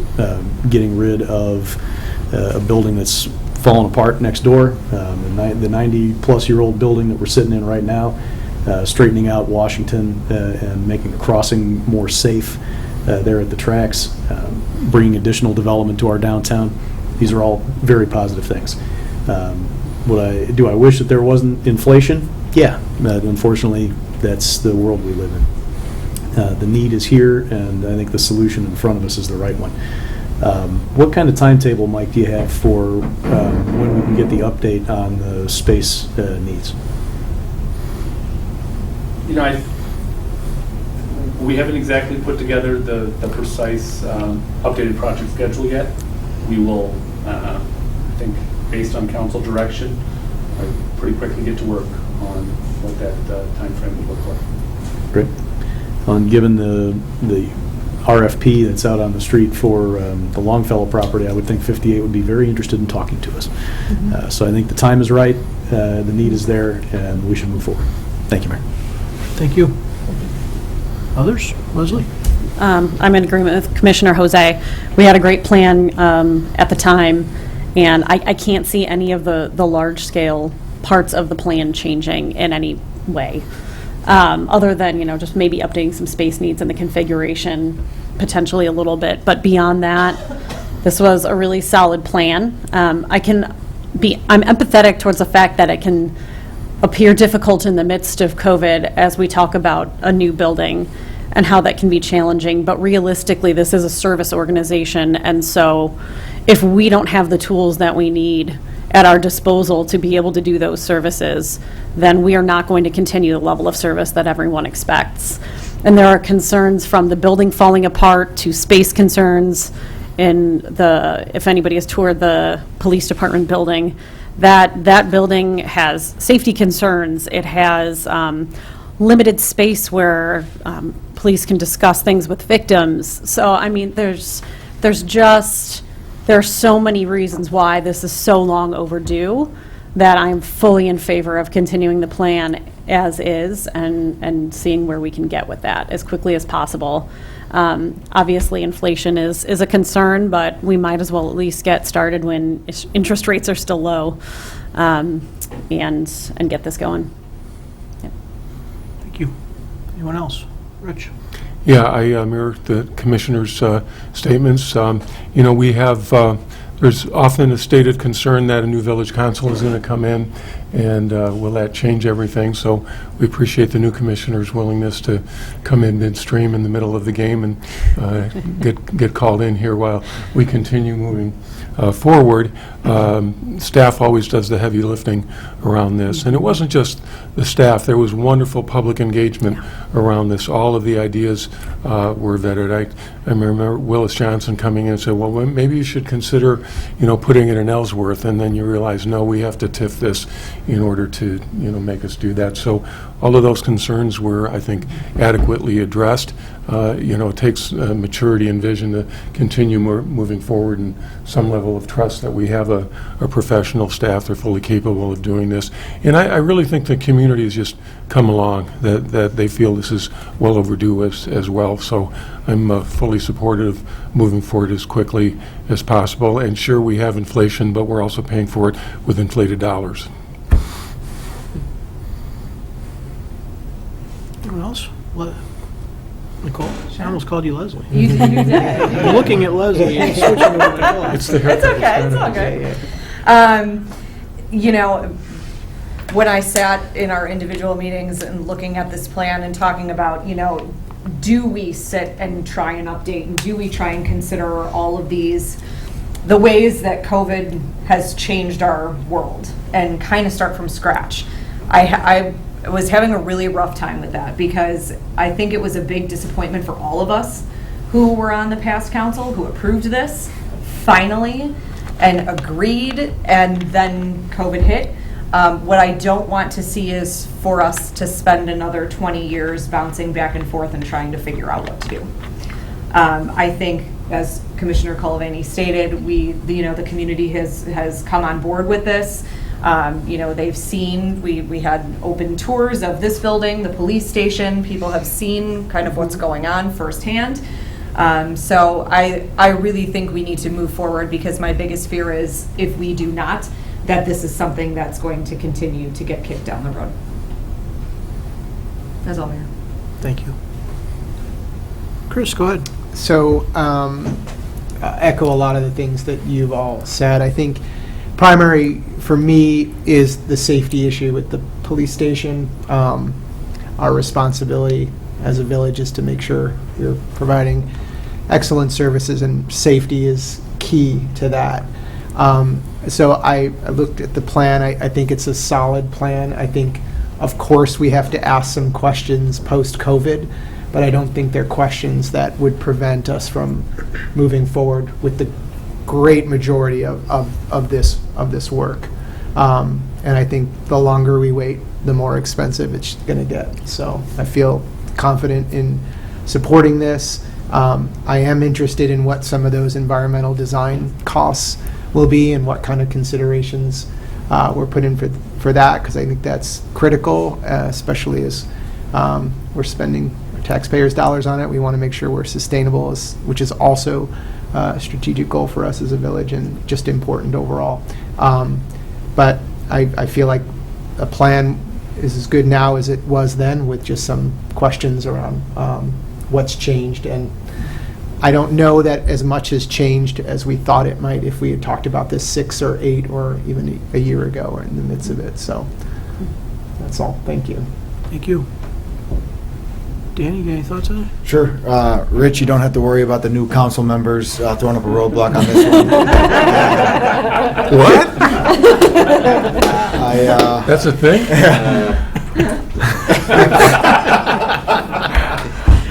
No, I'm also in full support of this. I support moving as quickly as possible, even with the new changes that have happened since COVID. I think that we should move ahead. I think it's a solid plan, and I'm in full support. I'll just add that none of our needs have changed. They've all gotten a little bit worse in the last 12 or 14 months, and they're going to get a little worse the next 12 or 14. And I don't want to sound, I don't know, like the grumpy old man or something, but the questions that we have are not, from my perspective, don't materially change whether we go forward. And I'm fully aware that there will be a process here that takes a year or whatever, and that all that stuff up there is a little bit fungible. And there's some realities about the market we talk about. We talk about inflation. I mean, steel right now, carbon steel is 264% more expensive than August. Nobody knows what that's going to be. Some think it's going to stop growing. Some think it's going to continue. It doesn't change any of the needs. We are a service delivery organization. We have some obligations to the residents we serve, the people who come through these doors, and the people who work here. And I think it's well past time. What is up there is absolutely more than enough plan for me to want to continue forward, knowing that some of it isn't going to go exactly the way we think today.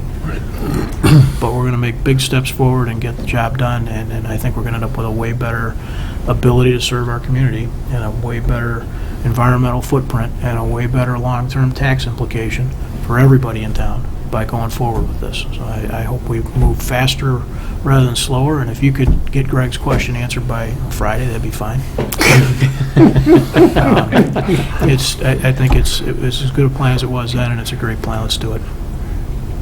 All right. Thank you very much. All right, with that, we'll move to the property tax levy discussion. The village has many, many revenue sources. Property tax is a very important one. Property taxes are levied in a total dollar amount by the village of Downers Grove, and then each property owner's portion of that levy is determined by how much their property is worth compared to all the other properties within the village of Downers Grove. We spent a lot of time talking about this. We actually talked quite a bit about this in our second meeting. What we're doing here tonight is just pulling all the different pieces together to make sure the council understands what the property tax levy may look like, especially in the context of the facilities plan, and in a moment the American Rescue Plan and how we invest those dollars. So let us start by looking at this line graph. What you're looking at here is our property tax levy starting in 2016 through occurrence, and then a 2-year look ahead. So you got the years 2016 through 2023 on the bottom, and our total tax levy in dollars on the y-axis here. So in 2016, the village of Downers Grove levied $12.3 million in property tax. In the current year, 2021, we levied $15.8 million. That's a $3.5 million increase over that time frame, which turns out to be, on average, 5.7% increase annually. So that increase that we just talked about was driven almost exclusively by required contributions to public safety pensions. In fact, of that $3.5 million increase, only all except $175,000 of it was due to that. One time, the village raised the levy for general operations by that $175,000. So that has been the key driver of the increase. Now, the good news is that value of taxable properties in our village, all of the folks paying the property taxes, known as equalized assessed valuation, that number has also increased. That's a good thing. Property values going up. In 2016, the total taxable value of properties in our village was $2.16 billion. Currently, that is sitting at $2.76 billion. That increase, when averaged out over that time frame, is 5.6% a year. So when the levy grows at about the same rate as the taxable property value, you end up with very steady tax rates on your tax bill. So let's talk about that really briefly here. In 2016, the village's tax rate was about 0.58.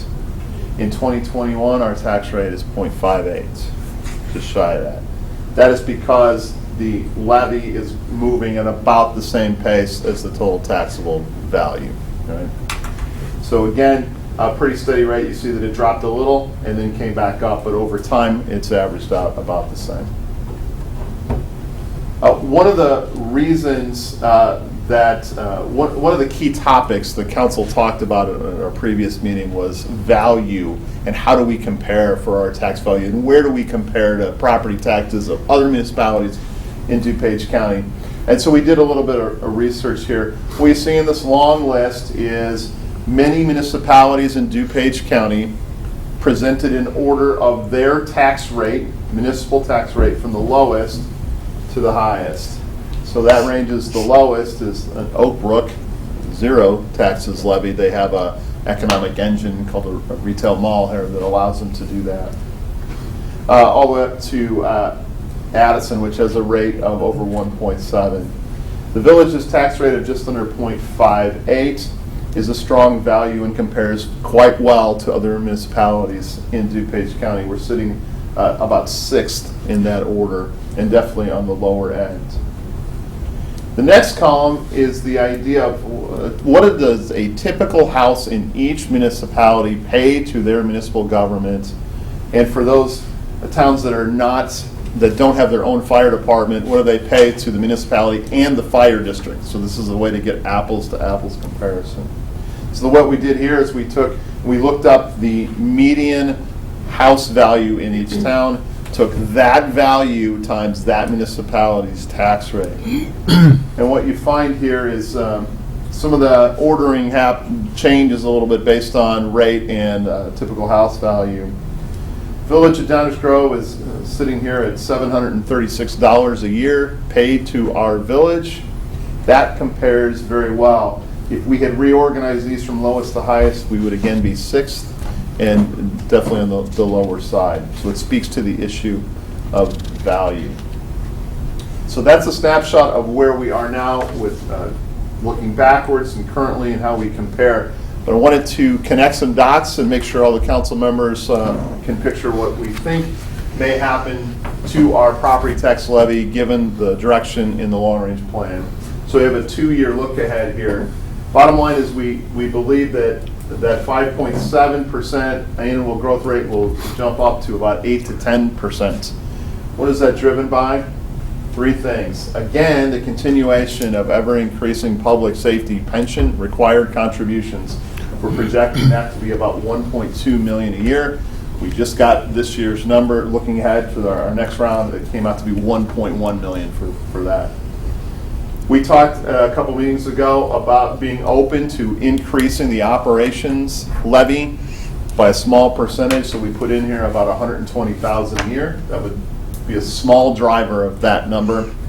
And if the council chooses to fund any of the funding gap that Mr. Baker just talked to us about in the facilities plan of $250,000 a year, we put that number right here and showed you what it would do if we chose to put it on the property tax levy. Now, we don't know exactly what equalized assessed value, taxable value will do. I get a sense that it's going up. There's been a lot of significant increase in at least residential properties in our village, so we do expect that to go up. We don't know if it will go up by 8 to 10%. So with that, this is just information. I think what I'd like to do is actually present the American Rescue Plan concept next. It will connect some dots and will help us answer what we want to do, particularly with this number of this $250,000 a year shortfall or funding gap in facilities. So just moving on to our last topic here tonight, the American Rescue Plan. That is a federal act, a federal law that provides direct funding to municipalities throughout the United States. And that act allows municipalities to use the money for four key eligibility areas. First, municipalities could use the money to provide direct assistance to households, businesses, and not-for-profits. And when you read the act, the idea here is to try to identify those that were particularly hard hit by the negative economic impacts of the pandemic. Second, eligible use is to provide premium pay for essential workers, those workers who had to continue to work throughout the pandemic, This would apply both to public sector employees and, if we so chose, private sector employees. Third eligible use is for governments to use the money to provide government services to the extent of revenue reduction that we have experienced due to the pandemic. In the act, and you'll see in the report, the federal government laid out a number to compare approach that is used across the nation to calculate revenue reduction. And the number to compare assumes that if we hadn't had a pandemic, government revenues would be going up at 4.1% a year.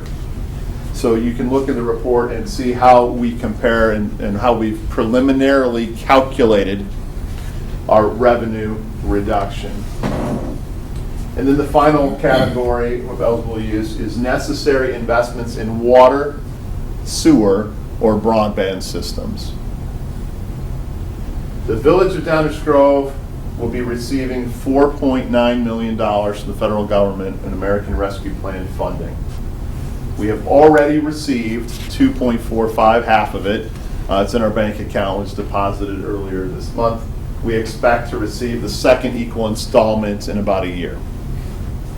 The Act says that we have to spend that money by the end of 2024, and there are a couple of exceptions that would allow us to extend that date into 2026. The Downers Grove way, when we make decisions like this, important policy decisions, is to first make sure that we have a set of objectives by which we are reflecting on our options. Staff has proposed 4 objectives for the use of these funds, which are consistent with long-range planning approaches that we've used in the past. The first, of course, is to adhere to the regulations and guidance of the Act. Well, of course, we will always follow the rules and laws. That's what we do. But the idea here is to be very obvious, and so that any reasonable person who's watching this would say, oh, I clearly see that the village is using the money the way it's intended. So very straightforward, transparent approach. Second proposed objective is to enhance the village's financial sustainability. It's the whole point of our long-range plan. The idea here is let's make sure that we use the money in such a way that when the money runs out, we're not left with an unsustainable service or an issue without a continuing funding source, right? So let's have the long term in mind of what are we going to look like once this funding is used and runs out. Third objective should be that we should be thinking about furthering village goals and priorities. That's why we're talking about the American Rescue Plan money right now in our long-range planning efforts. That's what we're doing. If we do this well, this money should be used towards one of our top priorities. And finally, the Downers Grove way of keeping a low overhead and being very efficient with the use of taxpayer dollars, the objective is to minimize administrative burden. With those 4 objectives in mind, staff has identified 4 options for the use of this money. Option 1 would be to use the money for government services to the extent of revenue reduction. We've recommended here in this option a specific government service, and that is to use the money for street maintenance. The result of that, of course, would be an improved condition of our streets. It would also mean that as long as we kept to our current street maintenance plan without speeding it up or expanding it, that the balance in our capital fund, where we normally pay for street maintenance, would go up by the amount of American Rescue Plan money that we're receiving. Right? So if we use it for street conditions, the balance in our capital fund would go up by $4.9 million. One of our funding sources and strategies for our facility plan is to use money available in the capital fund. Right? So this option would create an increase in the balance in our capital fund that could be used as equity in the facilities plan. So if we took this $4.9 million, we would add it to this equity of $11 to $13 million, and would address this funding gap, possibly remove that funding gap, address it in its entirety. Option 2 would be to use the money for water or stormwater projects. If we were to do this, obviously the condition of those systems would be improved. The use of debt instruments, the stormwater fund and the water funds could be reduced, and we could have a beneficial impact to ratepayers. So let's connect some dots here. If we chose to take this $4.9 million and put it in the stormwater fund, perhaps we would not issue $5 million worth of bonds, right? We would just use that money here, and then we could have some choices on either accelerating, doing more projects faster, or perhaps backing off the rate of increase in the stormwater utility fees. Option 3 would be to provide direct funding to assist households, businesses, and not-for-profits. Obviously, the results here would be mitigating the negative economic impacts on those businesses or entities or households which would receive the money. The challenge with this one is with the objective of maintaining and minimizing administrative burden. If we choose this option, we would be in the business of developing a grant program, administering a grant program, setting up the conditions under which who would get what would that application process look like, and probably some decision-making by this council as to how that money is distributed. And then the fourth option, of course, is we don't have to use all the money in one category or option, so the idea here is any combination of the above. So with that, we wanted just to create recognition of what's happening with the property tax and get some policy direction from the council on how you would like us to approach the American Rescue Plan, with keeping in mind that it does have an impact on the property tax levy and the facility plan, or potentially even the stormwater plan. Mayor. Thank you, Dave. There's a lot there, but it's important to try and get everybody on the same page. So appreciate that. Anyone got any comments or questions? We've got several subjects. Our taxing policies as it relates to property tax levies, either reflecting back on the past or thinking about the future, and then how we want to think about using this American Rescue Plan funding. What does everybody think? Greg, start us off. Just to expand a little bit on the concept of value. I know I wasn't at the last meeting, but I think there's more to value than just what are you paying, right? You want to think about what it is you're getting for what you're paying. And when you look at the lower tax rate, the lower tax payment from the typical Downers Grove house, and you think about the fact that we're delivering an ISO 1 rated fire department and a CLIA Gold certified police department, and Public Works taking care of our streets on schedule the way they should be, taking care of our sidewalks, and everything else that we do on a daily basis. I think that really just enhances the idea of the value that Downers Grove residents get for their tax dollar. And I just wanted to point that out.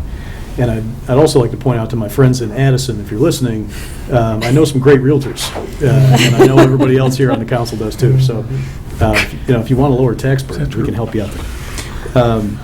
And yes, some of my best friends live in Addison.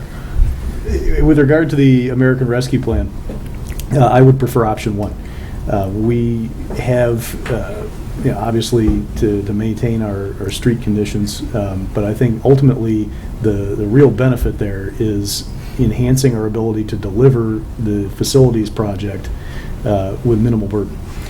If we can minimize that $250,000 increase on the property taxes, or perhaps eliminate it, I think that's a great benefit to be able to provide to our residents. And I stand in full support of it. Thank you, Mayor. Thank you. Rich? I also agree with option 1.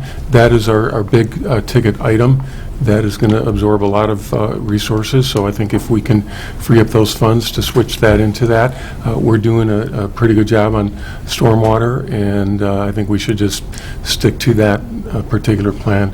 And I was personally impacted last year in a big way financially, but I'm not looking for help from Downers Grove, in order to solve my personal problems. So I think our our funds are better used to put into facilities.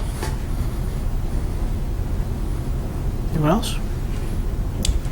Nicole? Go ahead. No, you can go first this time. I was last. Geez, here we go.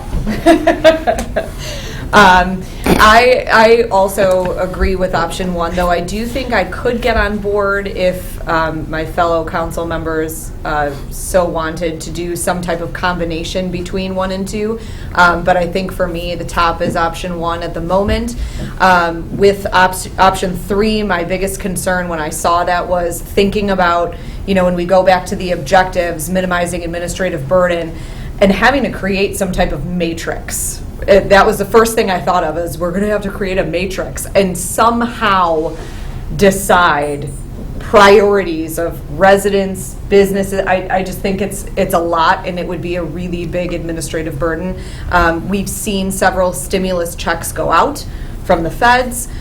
So for me, that's kind of what persuaded me to move more towards option 1. But again, I think I could, if people wanted, I could get on board with a combination of 1 and 2. But I think either one of those will minimize impacts on our residents, in addition to giving us the benefit of minimizing our own costs in other places. Thank you. Thank you. Leslie? Yes. And in terms of value, Commissioner Jose, we've got our AAA bond rating and our green fleet. So, yeah, we're doing a great job in terms of value here. I am in agreement that option 1 is the best use of our funds.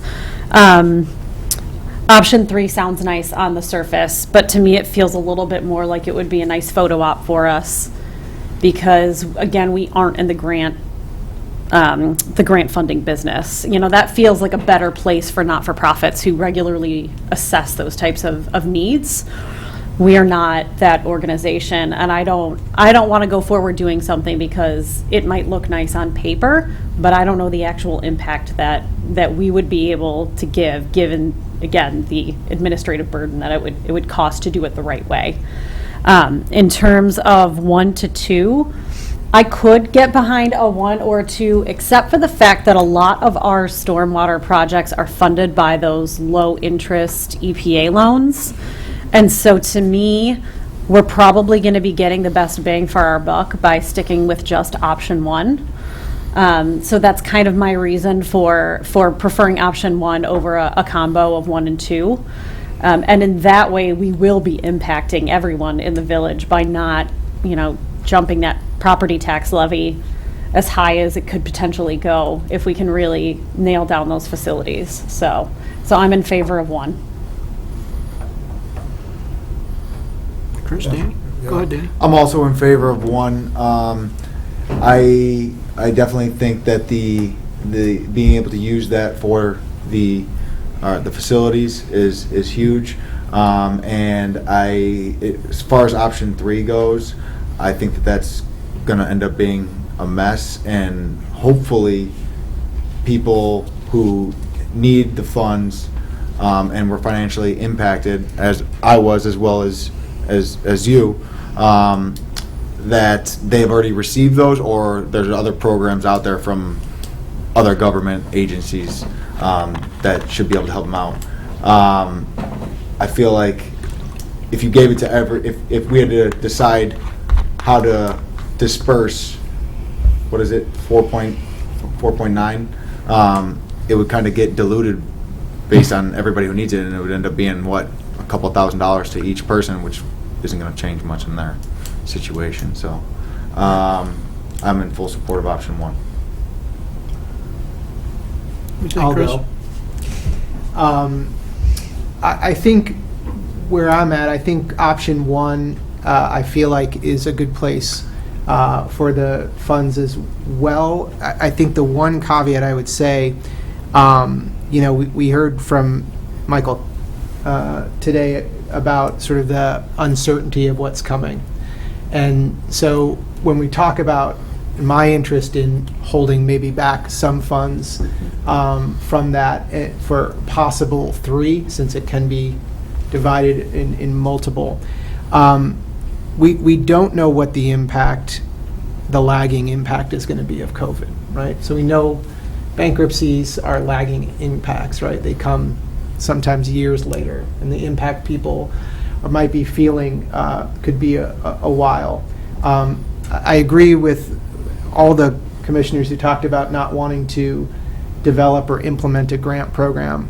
But I don't necessarily think, since we're allowed to allocate towards non-for-profits who do have a better handle on what's happening on the ground, and I think there is data, and we will see more data about what that impact is.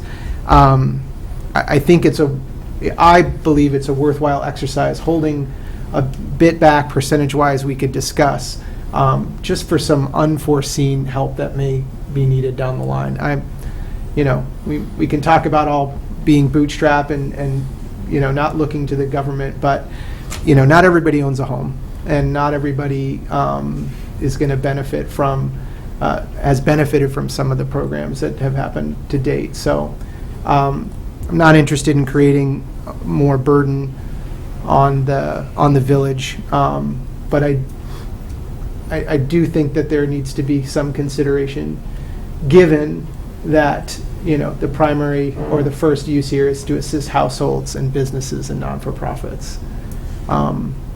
That's my take on it. I don't think it's a stretch to think that option one for me feels right as well. But there's some uncertainty, I think, to come, and I would hate to be in a position where we had an opportunity to help and didn't. Thank you. I'm solidly in 1, and I have no real interest in 2, 3, or 4. And the reason for that is much like what I've heard from most of my colleagues. But the other thing is, as I mentioned at the end of the facilities conversation, there's a ton of variance in there. There's a lot of uncertainty in that plan. There's a lot of variable in that plan. And if we can, if you take the low end of the plan and it all comes together at the right price, and then we don't burden anybody with a property tax increase, that affects everybody. It affects the people paying rent, just like it affects the people making mortgage payments. It affects the businesses, and it affects the residents. If it ends up on the other end of the spectrum, it still minimizes that. It also makes, we're going to have decisions we have to make along the way about things like how green is this building, about what happens when we're done with our part, what offer and what sale are we going to accept on the back end. It has the opportunity to make all of those decisions, ones that we can make with a little more flexibility towards how it benefits residents. We benefit residents in the entire community of Downers Grove if we end up with a very efficient building. We benefit the residents in the entire community of Downers Grove if whatever use ends up happening after we're done is somehow beneficial to the community. If that opportunity gives us some flexibility in those, I like that flexibility. We don't know what those are going to look like, but we know we're trying real hard to do this in an efficient way, in a frugal way, in a responsible way, in an environmentally sensitive way, and we're going to get to the end and try and sell some property, and we really don't know where that's going to land either. So I like the flexibility that it provides us as much as anything. Well, let me take a moment and Just one follow-on comment. I agree with everything you just said. It's just really paramount that we continue our robust efforts around economic development that will increase the equalized assessed valuation. When I asked that question about it at our last meeting, it was more relating to recent commercial developments and specifically what those have brought in, as opposed to just property values going up. Also, there's a metric I would like, I don't know if we can track this or not. I spent most of my career in sales and sales management and marketing, so we had two types of individuals, hunters and farmers. And the farmers were the account executives that would handle existing accounts. The hunters were the people who were actually chartered with finding out new opportunities for us.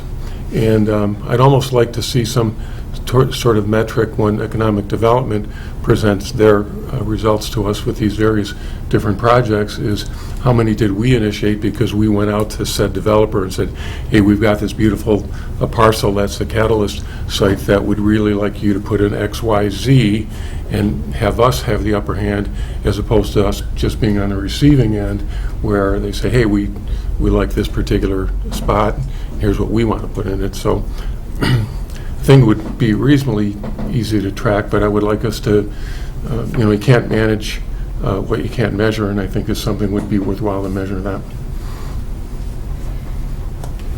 Very helpful. What I'd like to do is just kind of recap what we've heard tonight and what you can expect to see in the revisions of this plan in the next draft by the time we circle back to it in September. What we heard tonight is there's support for the proposed stormwater plan, so this won't change.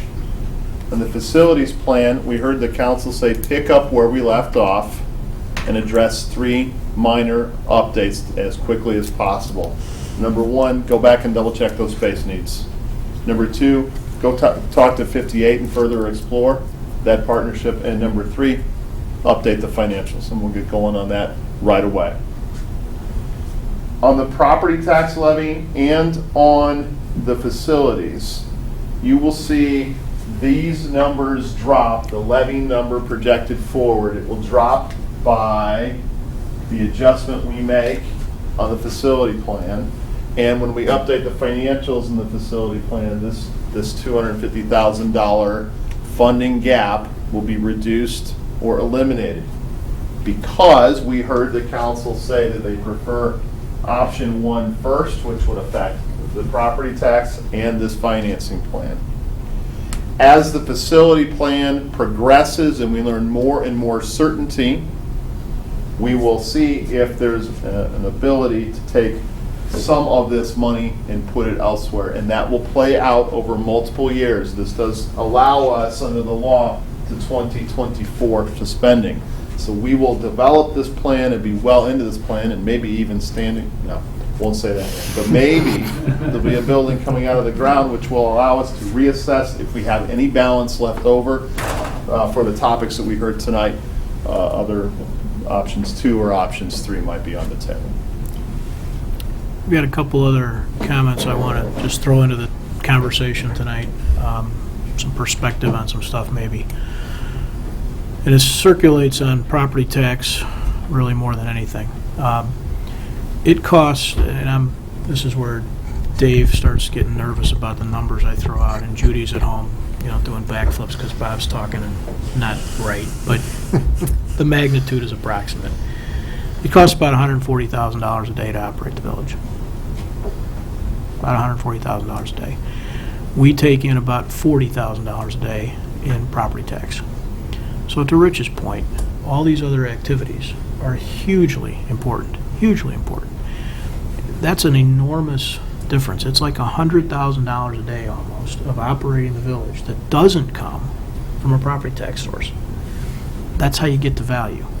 It's why all these other things we do are so important, because that service level, whether it's exactly where it should be or not, is largely a function of these other activities, being able to support it.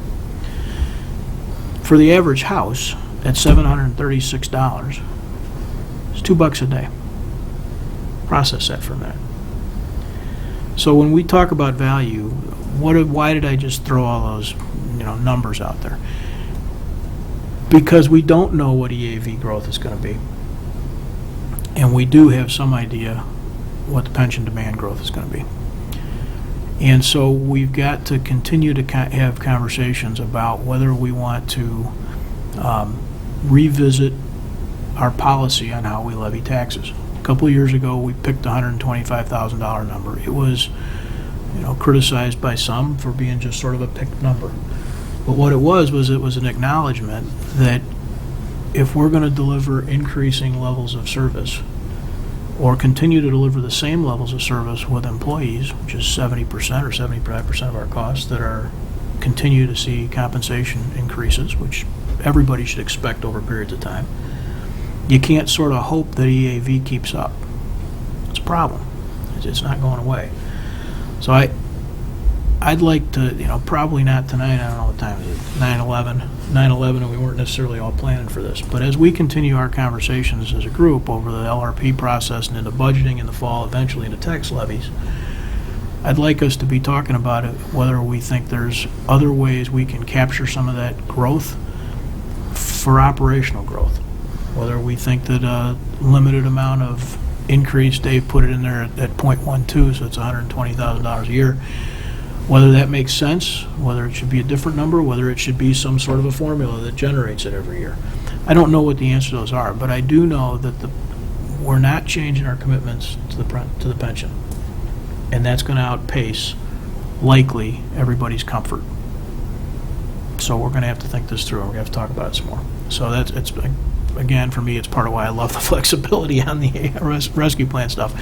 But it's a broader conversation that I think extends beyond the stuff that's on the board tonight and talks about what we want the village to look like in 5 years, 7 years, 10 years. Nobody runs for office saying, I really want to raise taxes. But I think everybody here is committed to providing value. And as we talked about tonight, that includes a service level. And I don't know that we can realistically sit here and say we think we're going to be able to maintain that just based on EAV growth. So that's the Bob's speech for the night. But thank you all for indulging me. Anybody got anything else they want to add? I just Want have, any public comment at any point there? We will, yep. Chris, you wanted to? yeah, so along those lines, not tied to tonight, but in the first month or so here, I've noticed a lot of the things that we talk about are tied to safety and what the primary functions of the village. One of the primary certainly is providing safety, police, fire, but none of our strategic goals mention the word safety. And I feel like there's an opportunity. I know we talked about this during planning one, about do those strategic goals align with us, and we sort of all agree. But I'd like the opportunity perhaps to talk further about adding a goal around providing safety, because I think a lot of what we do is tied to that.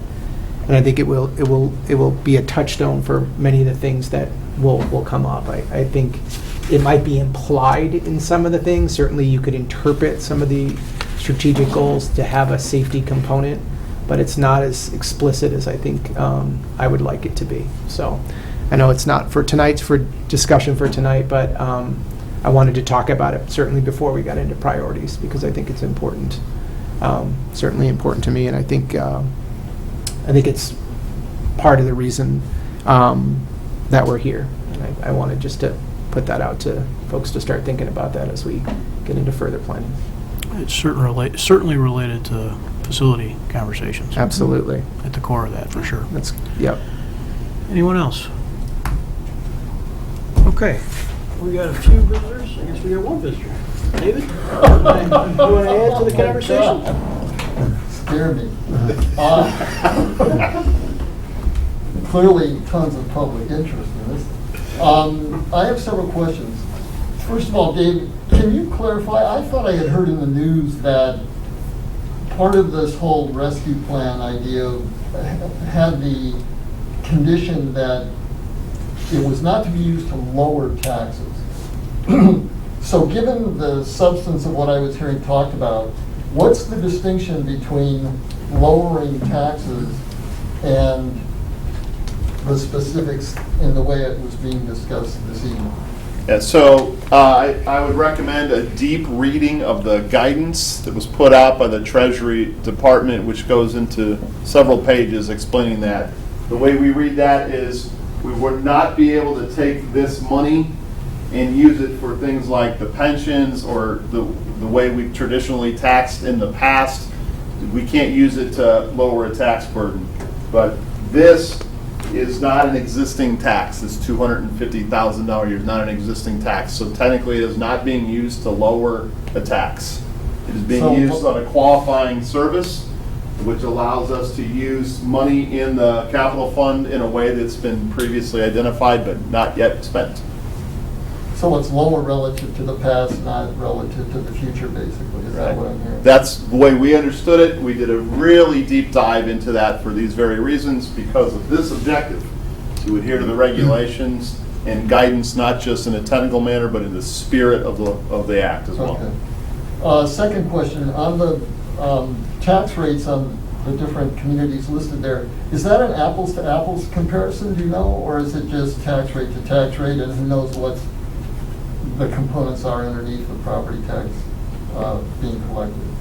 We are trying to represent an apples to apples in terms of municipal tax rate inclusive of fire and EMS service, right? So we're just trying to say, for those municipalities that have their own fire department, we put up the municipal rate. For the municipalities that are served by a fire district, we took the municipal rate plus the fire district rate. Okay. As far as what's underneath it beyond that, service provided at what levels, no, there's no analysis of that. Well, part of what I'm driving at and asking about that is, for example, conversation here is called to attention periodically about how the stormwater fee was introduced, and a few years ago when that happened, that in turn took the money that was being collected away from the property tax. So that's one obvious example. I don't know if that is something that's the case in all these other villages, and how much of an impact that would have. Yeah, there's been several attempts over my career that I've seen and participated in to try to get this sort of holistic analysis of service levels, funding sources, funding burden, tax burden. It just becomes very quickly very complex. So that is not what we're trying to represent here. All right. Third question, in terms of what you've just been notified about regarding the pension increase, can you, because I have not been attentive to prior meetings if you talked about it, so I apologize in that regard. What was due to, or what's a better way to ask, did the actuarial assumption change much, and did the expected rate of return estimate change much, or is this just based on some sort of natural projection, separate from those? So with the council's indulgence, you know what I think would be better, David, maybe is just, I'll direct your attention to a previous report and a previous record of a meeting, and if you have any detailed questions. That was a pretty lengthy discussion we had, and we have answers to that. I just don't want to rehash the previous meeting, so. A third question regarding the proposed facility, that it didn't occur to me back when it was being discussed a year ago. Is it common now for police stations and municipal to be in the same building? And if so, what precautions are built in to avoid any harmful, shall we say, effects of whatever might happen in the police station to spread out from there? Yeah, questions about combining village hall functions with police stations. We've seen it both ways. Certainly there are models that have them separate and models that have it combined. When Mr. Baker spoke about just double checking the space needs, that's one of the elements of it. Our plan that we previously had undertaken had those issues in mind of separating the functions when it was necessary for security and safety, and then combining the functions when it was safe to do so, and garnering us an economy of scale. That's one of the things we just want to do a quick double check on, make sure that those assumptions are still valid. And a last comment / question is, I don't know what the sentiment is among this body, but I do understand that I think the mayor's had conversations with some people from the village, and I include myself in the set of people who are disappointed by the action that the District 58 is taking to sell Longfellow. I expressed that in the context of this meeting by, I guess, commenting on hearing occasional comments about how the various taxing bodies work together. But in this particular case with Longfellow, I come away feeling like not enough effort has been made to keep a public resource public.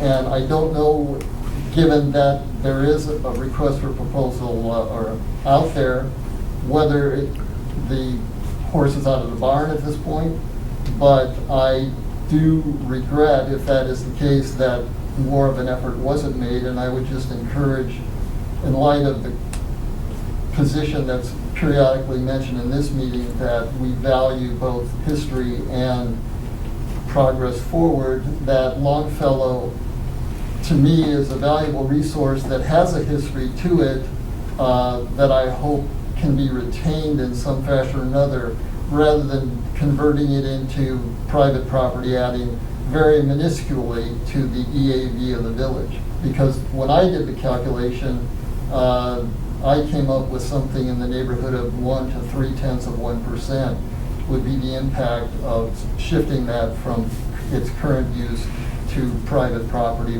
with fancy houses on it.